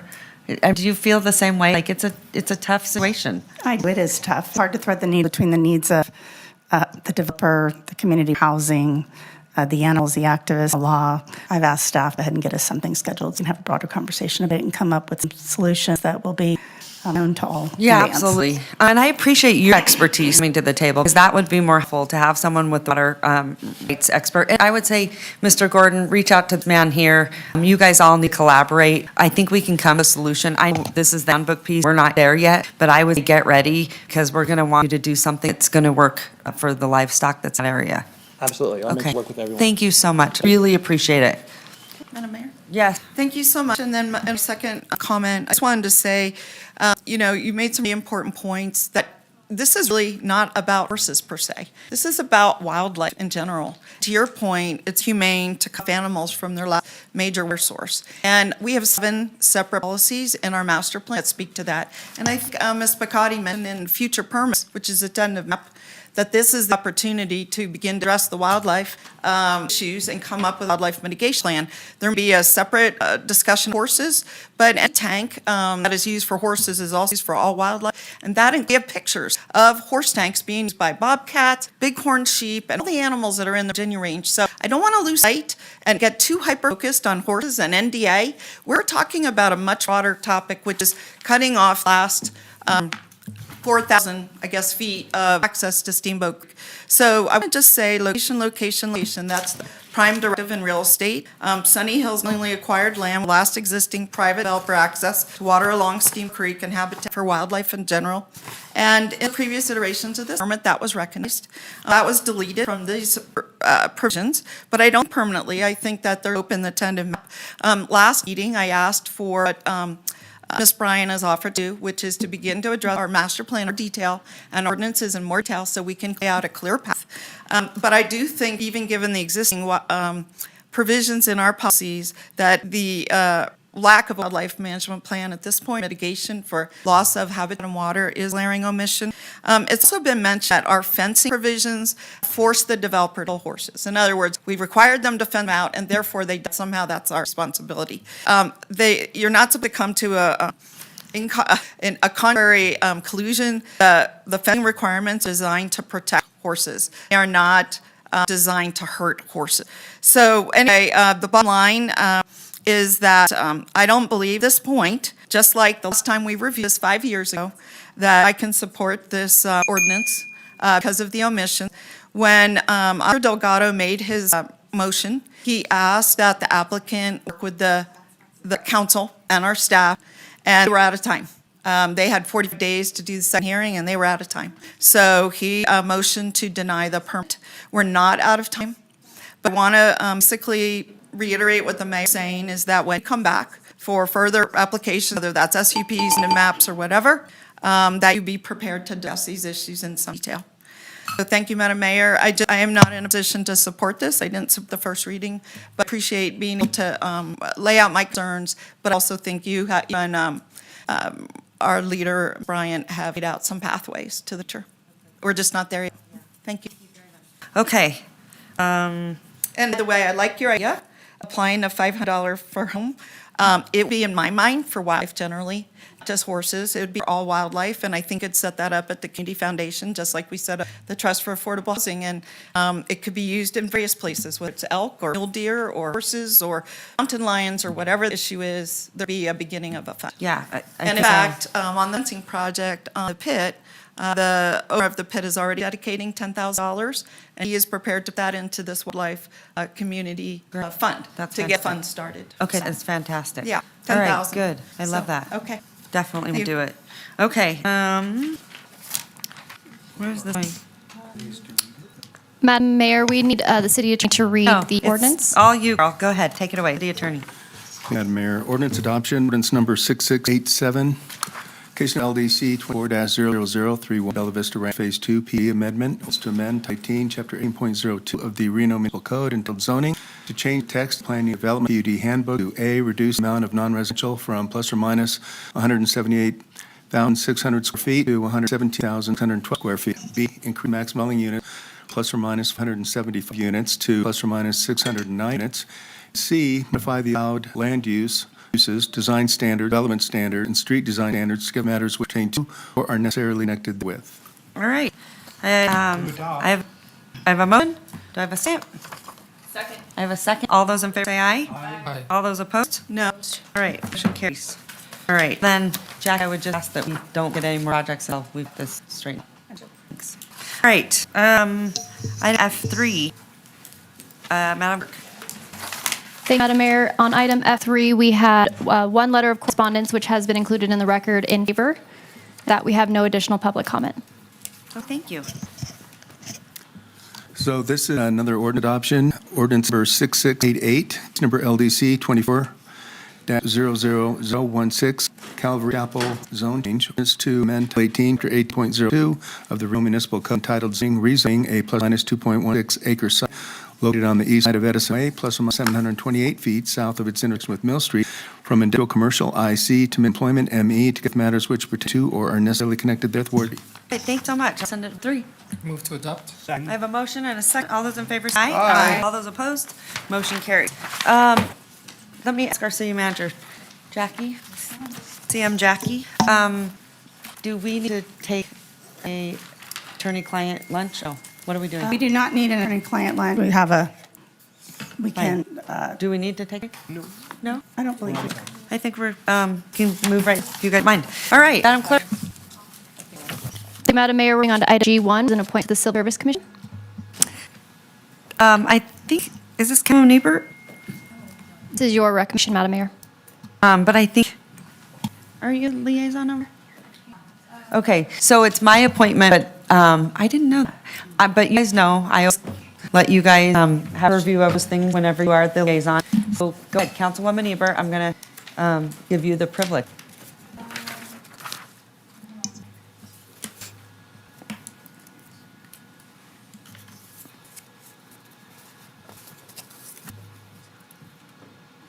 I'm sorry, can we continue this? Second.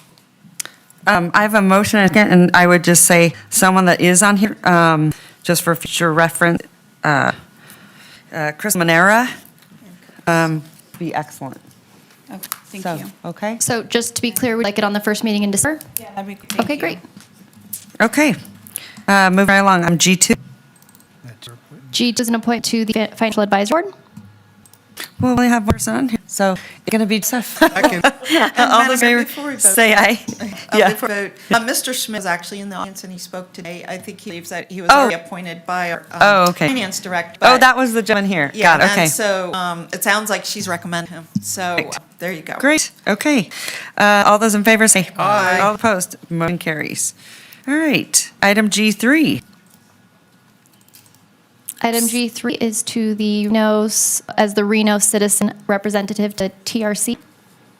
Okay, of Kathleen how did we spell her, or say her last name? Tempner? Tepner. All right, Tepner? Okay, motion and a second. All those in favor say aye. Aye. All those opposed, motion carries. Item G4 is Ward 4, Knapp. Yeah, I'd like to appoint Ernest Burdick and Kelly Orr at the time. Okay, I have a motion and a second. All those in favor say aye. Aye. All those opposed, motion carries. All right, item G5 is election of vice mayor. I would like to appoint Councilwoman Taylor. Second. I have a I was, motion and a second, go I ahead. wanted to make a nomination for Miguel Martinez. Okay.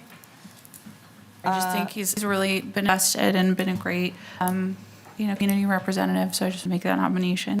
All right, go ahead, Councilwoman. Yeah, I appreciate the nomination. I'm going to support Councilmember Taylor in this endeavor and wish her the best. This is the vice. Thank you so much. I have a motion and a second. All those in favor say aye. Aye. All those opposed, the motion carries. All right, item G1. Any boards, commissions, upcoming local community events? Any up from council? No? Okay. Madam Clerk, public hearings at 6 PM. I don't see anything on here. do not have any public hearings, and so for closing public comment, we do not have anyone registered. We received 2 letters after 4 p.m. yesterday, either not directly associated with an item, just late, and so those have included in the record as 2 letters of concern. So with that, we're on item motion to adjourn. Okay, before we do that, I do want to recognize Brandy Anderson, sat here, soon to be Councilwoman Brandy Anderson, sat here all day with, I can barely see her over there, she's kind of hiding. But thank you for coming. We're excited for you to send one of our seats up here, Fort 6. It's really, it's going to be a great addition to the council. Thank you. Thank you very much. All right, I think we have a motion to adjourn. We did. All those in favor say aye. Aye. All those opposed, motion carries. By the way, Brandy, that's one motion we can all agree on. Thank everyone. Awesome. So